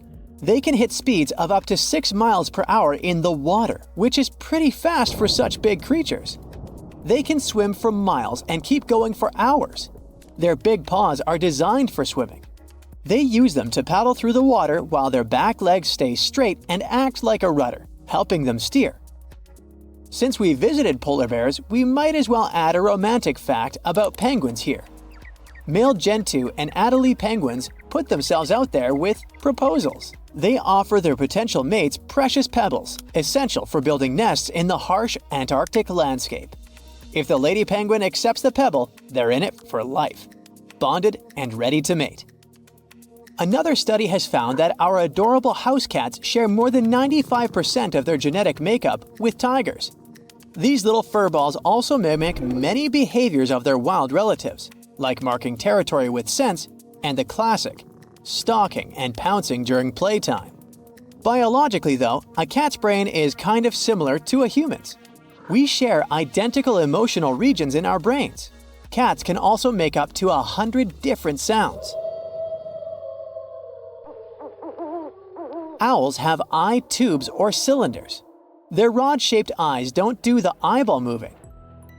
Our eyes can move in almost all directions. Owls have to make a full body or full head turn to look around, all because of night vision. To master the art of seeing in the dark, they need large corneas that can scoop up every bit of light. Most nighttime critters, like slow lorises or tarsiers, have enormous eyes to get the job done. But owls have small skulls on their agenda, so those big eyes couldn't swell out. Cockroaches are notorious for their survival skills, and a key reason is their unique brain structure. They have 2 brains, one in their head and a more basic one near their abdomen. They're so hard to get because these critters are incredibly quick to react. They have tiny hairs on their rear end that can feel the slightest breeze. When these hairs twitch, the cockroach doesn't waste time. It instantly switches to escape mode. Research shows that a cockroach can react in just 1/20th of a second. So by the time we turn on the light or grab something to target it, the cockroach is already speeding off. Cats can have dreams. Sometimes you can see your cat's whiskers twitching or its legs kicking while it's sleeping. This doesn't necessarily mean your pet is having a nightmare. We can look at human sleep to get a clue about what's happening with our feline friends. During REM sleep, our brains get super active, almost like when we're awake. That's also the prime time for dreaming. REM sleep is named this way because of the quick movements the eyes make under the eyelids. But while our eyes might be moving, the rest of our body stays still. The focus is on what's going on in our minds. This is true for cats too. Besides an occasional twitch, cats usually don't move much when they're asleep. 50 ships and 20 airplanes have gone missing. Many people have disappeared, and mysterious forces might have… Oh wait, the wrong script. This Bermuda Triangle is located in Transylvania. My bad. So, once upon a time in the heart of Transylvania, there was a mysterious place that people named the Bermuda Triangle of Transylvania. Look at these twisted trees and their tangled undergrowth. It seems like some evil creature may appear from behind a tree at any moment. There might even be ghosts and mysterious creatures that came from space, as stories said. The forest became so popular in the 1960s when a man was chilling there on a warm August afternoon with his girlfriend and a couple of friends. Suddenly, his girlfriend pointed at something unusual in the sky. A man came closer to the spot where she was standing and, to his surprise, saw it too. It was a weird silver disc shining in the sky. He quickly pulled out his camera and took 4 photos before the creepy object bolted away. The object was there for a mere 2 minutes, but the man developed his film and the picture ended up being published in local papers. Many people were skeptical about this. They claimed that those were most likely some weather balloons that looked like a spaceship because they were photographed in odd lighting. But no weather balloons, blimps, or any other objects were in the sky above the forest on that day. Spooky, huh? That's not the only campfire legend from that area. Stories say that those who ventured too deep into the murky depths of this creepy place often did not return, which is how it got its nickname in the first place. There was a shepherd who entered the forest together with his 200 sheep. they were never found again. People have also been whispering stories about a 5-year-old girl who disappeared one day. She re-emerged one day, 5 years later, wearing the same clothes as the day she went missing. Plus, she hadn't aged a day. There are people who entered the forest and did manage to return, but with severe burns, high fever, and some other health issues they didn't have before. Some were sure that happened because the subsoil had lots of natural uranium with a high level of radioactivity. And according to others, it's not unusual that you come to this forest and feel like someone's watching you or your electronic devices just switch off. And now, here's something that's not a legend. The forest has a rich history. Some sources say it was home to the oldest settlement in Romania, dating all the way back to 6,500 BCE. Trees themselves are pretty mysterious. They grow in creepy spirals or have some unexpected zigzag patterns. Even though some scientists have come there to explore this phenomenon, they couldn't find the answer to why they're like this. It seems as if trees are twisting their limbs so they can reach out and grab you when you're not looking. And that's what's interesting. Each of these twisted trees spirals in a clockwise direction. But legends say lots of inexplicable things have happened in a specific part of the forest where you can't find trees or any other types of vegetation. It's a perfect circle called the clearing. The perfect name for a horror movie inspired by all these stories. The soil in this area with no vegetation has been tested, and no one has found any weird stuff or anomalies that could potentially stop plants from growing there. Some locals believe the forest has positive energy, which is why it's good to make a wish there. But many more people let their imagination run wild, telling stories about paranormal activities happening there, like mysterious spheres popping out in the middle of the forest or extraterrestrial lights. Either way, you and your castle can step aside, Dracula, because you're not the only scary story from Transylvania. Here's another reason you won't be able to sleep well tonight. The Isla de las Muñecas, or the Island of the Dolls. In the middle of the eerie and murky waters of canals near Mexico City, there's a small island. It may look charming at first, until you realize it's home to hundreds of dolls hanging from the trees and scattered throughout the overgrown vegetation. These dolls are old and decaying. They've lost their color over time, and their once cheerful faces are now twisted into expressions of despair and horror.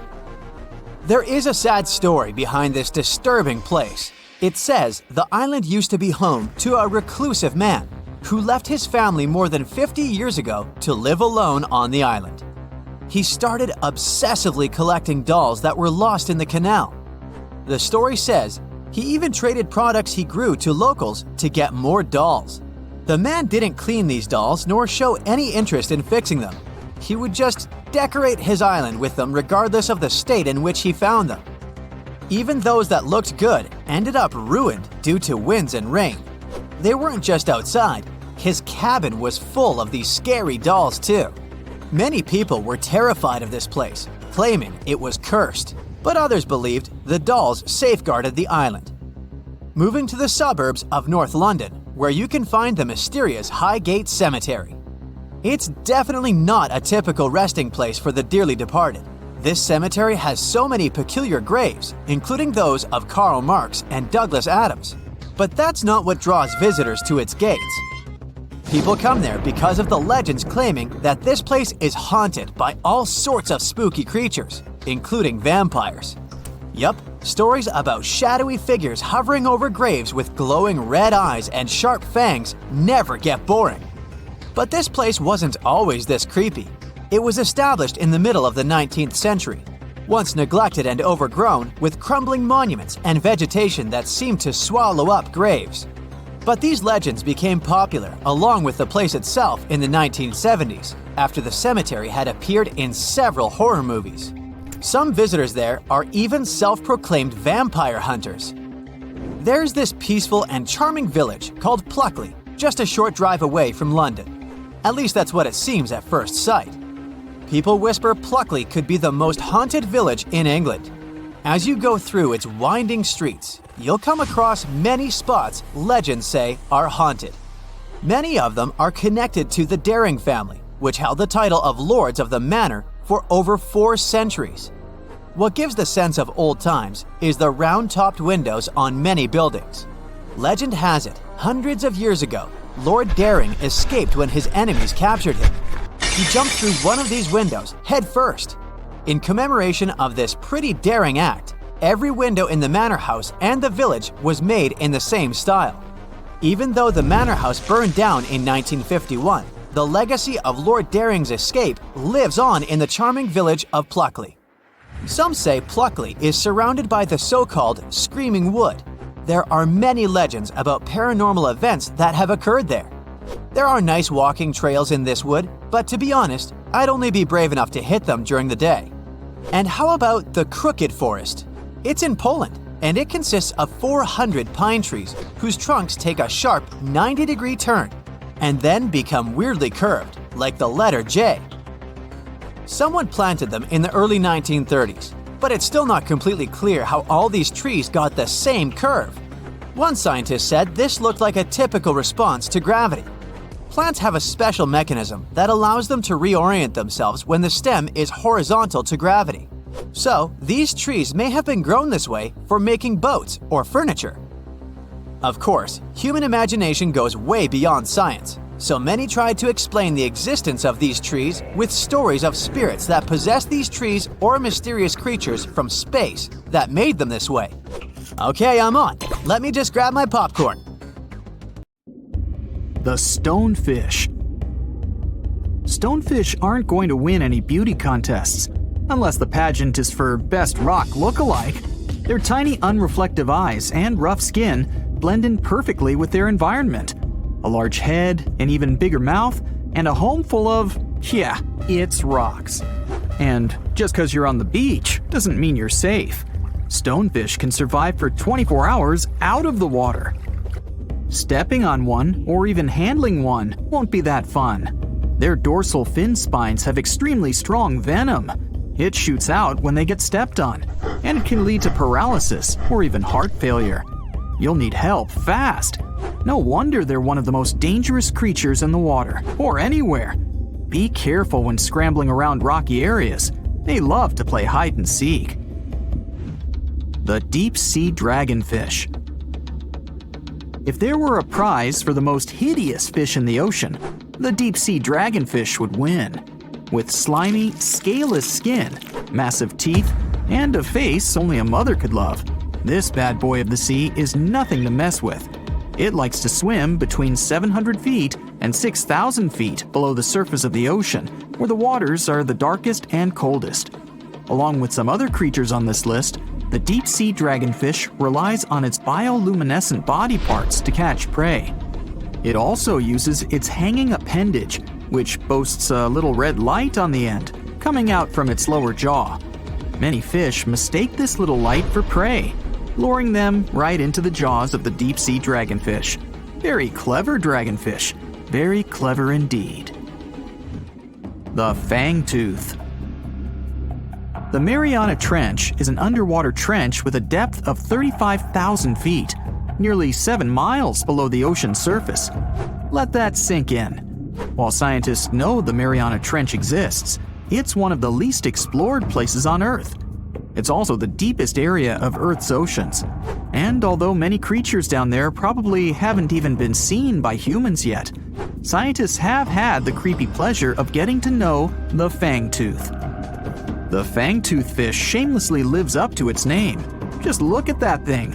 The fangtooth is carnivorous and feeds on just about anything it can find that gets caught in its sharp-toothed mouth. These fish rely on their contact chemoreception to find prey. In other words, they can sense chemical residue that comes off of other living organisms in the deep sea. This is because they don't have any light-producing cells on their bodies, unlike many other deep-sea fish. On top of all that, it's pretty dark down there, so whatever crosses their path, they chomp on. While these guys look pretty scary, they're not a threat to humans. They only grow about 7 inches long. Even so, I wouldn't want to run into one of these things during a relaxing swim in the ocean. The Dunkleosteus. Strangely enough, This prehistoric fish, known as the T-Rex of the seas, had no teeth. Those were replaced with bony plates that allowed it to have the strongest bite among other monsters of its size. The goblin shark. If you thought the movies about sharks were scary, this next deep-sea creature will make you swear off going for dips in the ocean forever. However, it lives 3,000 feet underwater, so you'll never likely see it face to face. The goblin shark looks like a cross between a shark and a creature from your worst nightmare. These sharks boast a protruding sword-like snout with a jaw that juts out to match. Unlike other sharks that have more of a gray hue, this creepy thing looks not so pretty and pink. Aside from their scary demeanor, what do scientists really know about the goblin shark? Well, not much, except that they can grow up to 18 feet in length. Looks like there's still a lot to learn about these guys, if you dare to. By the way, did you know that sharks don't sleep? Many species have to keep water moving over their gills to get oxygen, so they can't fall into a deep sleep like we do. That's why they stay half awake during rest. Typically, sharks don't even close their eyes. The cookie cutter shark. This shark is a living horror, with lower teeth being big and sharp, while the upper ones are much smaller. When its teeth fall off, the shark eats them to maintain calcium levels. Pretty smart solution for a shark. The frilled shark. Studying the frilled shark is like looking through a portal back to prehistoric times. That's because scientists think that these eel-like sharks haven't changed much since their oldest ancestors roamed the deep sea waters, so they're sometimes referred to as living fossils. These sharks' mouths are filled with a terrifying 25 rows of backward-facing sharp teeth, 300 in total. They're designed to grasp prey and hold them tight so they can't get away, according to early studies of the shark conducted in 1884 and published in the Bulletin of the Essex Institute. Luckily for swimmers, the frilled sharks live between 390 feet and 4,200 feet below the ocean's surface, so they'll probably never run into them. Probably. This is probably the worst nightmare of any dentist. The northern stargazer. Take a look at this cutie. The northern stargazer is definitely not something you'd wish to see on the ocean floor. This horrid creature hides its body under the sand, leaving its face above to wait for prey. The tasseled wobbegong. Here's another carpet shark on our list. It lies low on the bottom of the sea and patiently waits for its prey to come by. The Australian ghost shark. The Australian ghost shark isn't really even a shark, but a very bony fish. It's also a living fossil. It hasn't changed within the last 400 million years. Believe it or not, sharks and humans have a common ancestor that lived around 440 million years ago. Even though we both evolved in our own way, there are still some signs of that connection. For example, the genome of an elephant shark is very similar to humans. The Leopleurodon. This list of terrifying creatures would be incomplete without mentioning the terrifying and prehistoric Leopleurodon. This carnivorous marine reptile existed during the Colovian stage of the Middle Jurassic era and ruled the waters at 9 feet in length.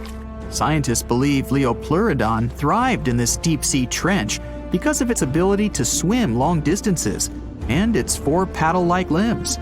While they probably weren't able to propel themselves toward prey like other animals of the area, they did manage to accelerate and attack very ruthlessly and efficiently. Additionally, they relied on their long snouts to smell prey, which leads scientists to believe they didn't rely on sight for hunting. This means they could have thrived in the dark Mariana Trench.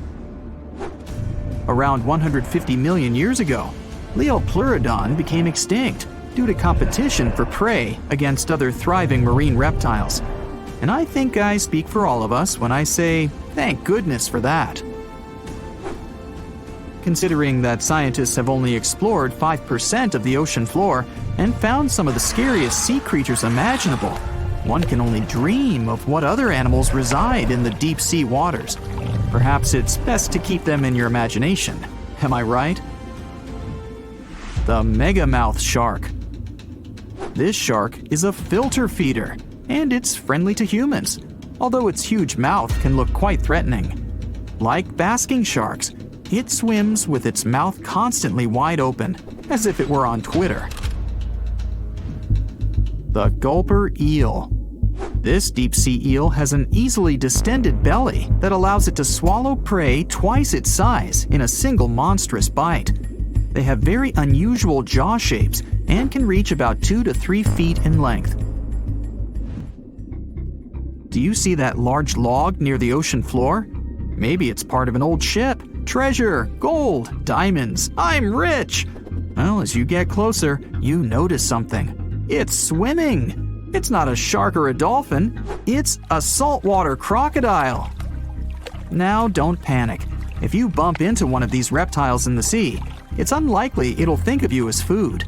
Crocodiles have a special valve in their throat that stops them from drowning underwater, but that doesn't mean they can't bite. Usually, they're heading to a nearby island, and the quickest way there is to body surf. They can't really take the ferry, you know. Watching one from a distance should be okay. Just don't swim to shore right away. They love to ambush their lunch in shallow water. If there's one time I'd want to see a great white shark, it's when I'm diving with crocodiles. They'll gladly take a crocodile-sized nibble, given the right motivation. The Heikegani crab lives off the coast of Japan and has a distinct pattern on its shell that looks like a human face. More specifically, the face of an angry samurai, hence the nickname, the samurai crab. The scarlet-striped cleaning shrimp is a natural hitchhiker. It stands on the sea floor and waves its long antennae for fish and sea animals to go down and pick it up. Then it pays for the ride by cleaning the host from bacteria and plankton. Sea salps are often confused with jellyfish, although they're closer to Portuguese man-o'-war. They're very quick to mature, growing from newborns to adults in less than 48 hours. The Galapagos Islands are legendary. They've got giant tortoises, blue-footed boobies, Sally Lightfoot crabs, and red-lipped batfish. But if you've ever swum around there, you might have seen something really unexpected in the water. Iguanas. Everywhere. These large marine reptiles eat the algae that grow on underwater rocks. They're strict vegetarians. I bet the fish are happy about that. A long flat tail designed for swimming helps them move around, and sharp claws keep them on the rocks for their daily sunbathing sessions. But watch them closely, they sneeze a lot. They haven't got a cold or anything, they're sneezing out salt. A special gland keeps the salt out of their nose, and they've got to get rid of it somehow. Sounds painful. What's cool is that they don't mind us in the water with them. Because the islands have been so isolated, the creatures here aren't afraid of humans. Fish can fly too. Thanks to their wing-like fins, flying fish can soar a distance of about 600 feet, almost as long as 2 football fields. They need flight to escape from predators. The skeleton shrimp could be the stuff of nightmares if it wasn't so tiny. As it is, it looks like a stick insect, but almost completely transparent. This creature looks more like a fish from a horror movie than from Earth's oceans. The sea devil anglerfish resides at a whopping depth of 3,200 feet and has no shortage of weird features: razor-sharp teeth, a misshapen body, and an unsettling stare. But perhaps the creepiest thing about the sea devil anglerfish is the way it catches its prey. It has a fishing rod type appendage on its forehead that has a glowing light attached to the end to attract animals. Once these animals come close enough to the light, bam, they're captured by the sea devil's massive jaws. These guys are even capable of eating prey larger than they are, so their eyes aren't bigger than their stomachs. Starfish can cover their prey with their stomachs and eat it outside its body. Then, they simply bring their stomachs back inside. Well, that's handy. Their relatives, sea cucumbers, can do the same party trick, except that they leave part of their guts behind to scare their attacker. It's okay, the missing parts quickly grow back. Cockatoo squids, or glass squids, are a large genus whose members can reach quite impressive size. Yet, one thing they have in common is that their bodies are transparent, and the internal organs glow in the dark. Despite the hairy octopus looking like it's forgotten to comb its hair in the morning, it's actually its skin that's sticking in every direction. Other sea creatures have a harder time realizing where the octopus itself is this way, I guess. The hairy squat lobster lives in reefs, hiding from its enemies in crevices. If you're lucky to see it, you'll instantly notice the drastic difference between its whitish hairs and vibrant pink and violet claws. If you step on a sea urchin, you're gonna know right away. Look at those spikes. While they're not aggressive, they've got a great defense going against any creature that wants to eat them. Venomous spikes and a poisonous bite. Pick your poison, literally. They live in all the oceans of the world, so avoiding them is out of the question. They mostly hang out in shallow water, hiding in rock pools and reefs, so unmindful people step on them a lot. The long venomous spikes of the urchin look like needles. They feel like them too. They can go in quite deep, plus they release a strong toxin. So, what's the cure? Remove the spikes quickly and wash with salt water. Sea turtles are constantly crying. They're not sad or anything. The weeping is only because they excrete excess salts from their body through their tears.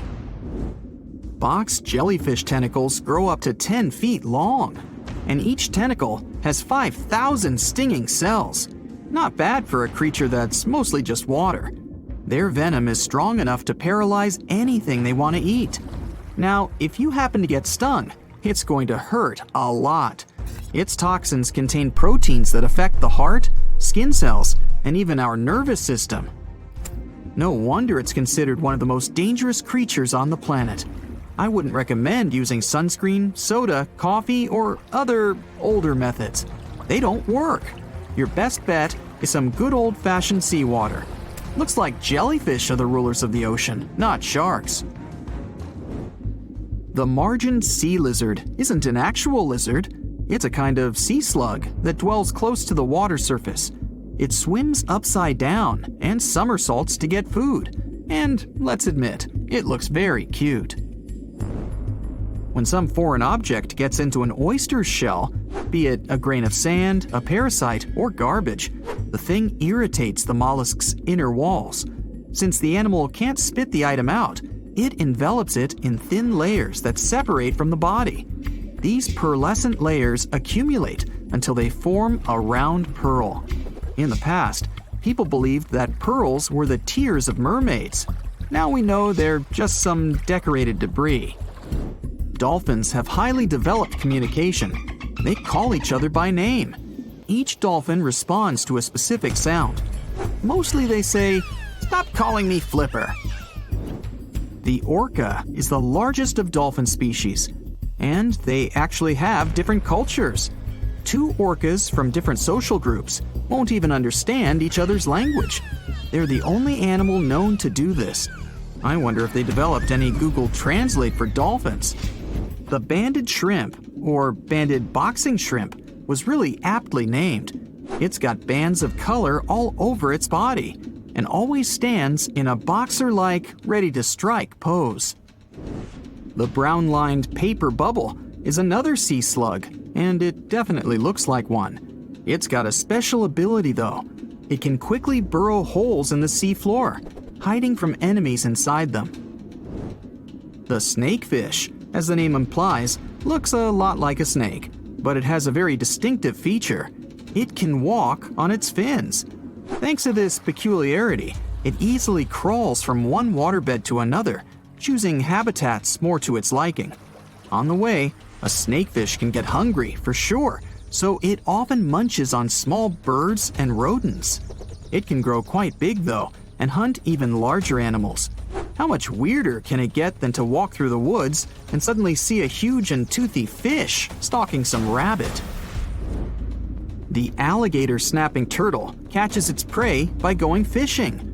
Its tongue looks like a worm, and the turtle waits with its mouth wide open at the bottom of a stream, lake, or pond until some unsuspecting fish takes the bait. Then, snap! The jaws come together faster than the blink of an eye, and dinner is served. The mossy jellyfish is normally invisible in the dark abyss where it dwells, but when exposed to light, it will reflect it and shine beautifully. The black swallower might be small, but make no mistake, it could easily gulp down your favorite puppy. It can open its mouth extremely wide, allowing it to swallow prey twice its size. The African tigerfish will eat whatever it finds, and given its own size and that of its monstrous teeth, you can imagine it finds a lot of food. It mostly feeds on other fish, but when nutrition is scarce, it can jump out of the water and catch both insects and small birds right in the middle of the flight. It's not so big as to eat a human, of course, but the name should warn you that it can easily take a bite out of your arm or leg. Your brain controls your arms and legs, but with an octopus, each arm is actually kinda independent with its own special brain, held together by a bigger central brain, kinda like the conductor of an orchestra. The central brain sends higher-level signals to each arm, saying things like, "Move to the left, there's a crab behind the corner," or "Touch this silly human's foot, let's mess with him a little bit." No matter how smart their arms and legs might be, an octopus still needs to look after them all the time. Once upon a time, in the deep blue sea, there was a giant monster called the Kraken. People believed it lived in the waters near Norway and Greenland. The first time anyone wrote about the Kraken was a long, long time ago. It was a man named Erik Pontoppidan from Denmark in a book called The Natural History of Norway. He wrote that the Kraken looked like a huge octopus or cuttlefish, and it could pull ships down to the bottom of the ocean. Later on, people started to imagine the Kraken as a giant squid. Even today, the story of the Kraken is still very popular, and it can be found in books, movies, or games. The stories surrounding the Kraken might sound like nothing more than local folklore or myths, but in 2004, the first giant squid was photographed. This amazing discovery was made by a team of Japanese scientists who had been working for years to capture a live giant squid on camera. They used a baited line with a camera attached to it to lure the giant squid to the surface. They also used a special lure that mimicked the light patterns of a small creature to attract the giant squid. After several days of waiting, the team finally got lucky. The image showed the giant creature's long tentacles and large eyes, as well as its distinctive body shape. It didn't stop there, though. In 2012, another team of scientists, this time from National Geographic, filmed a live giant squid for the first time in its natural habitat. This footage gave the world a much better understanding of the giant squid and its behavior. You've surely heard about this next myth too. It was said to be the most beautiful and wealthy city to ever exist. Its entrance was decorated with marble statues. The architecture of this city was sturdy and imposing. The depictions of Greek deities beautifully painted could be seen almost everywhere. The city has been the subject of debate for historians and fiction writers alike. We still have very little information on the location of the ancient city of Atlantis.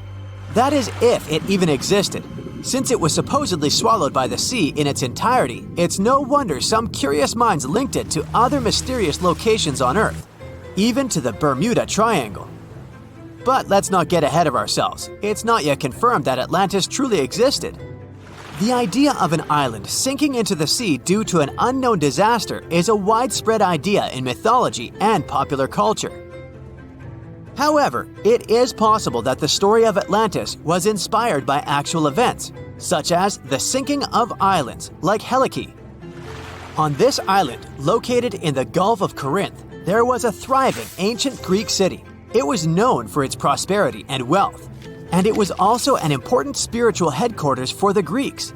The city was home to a building dedicated to the immortal Poseidon, and it was believed that he protected the city himself.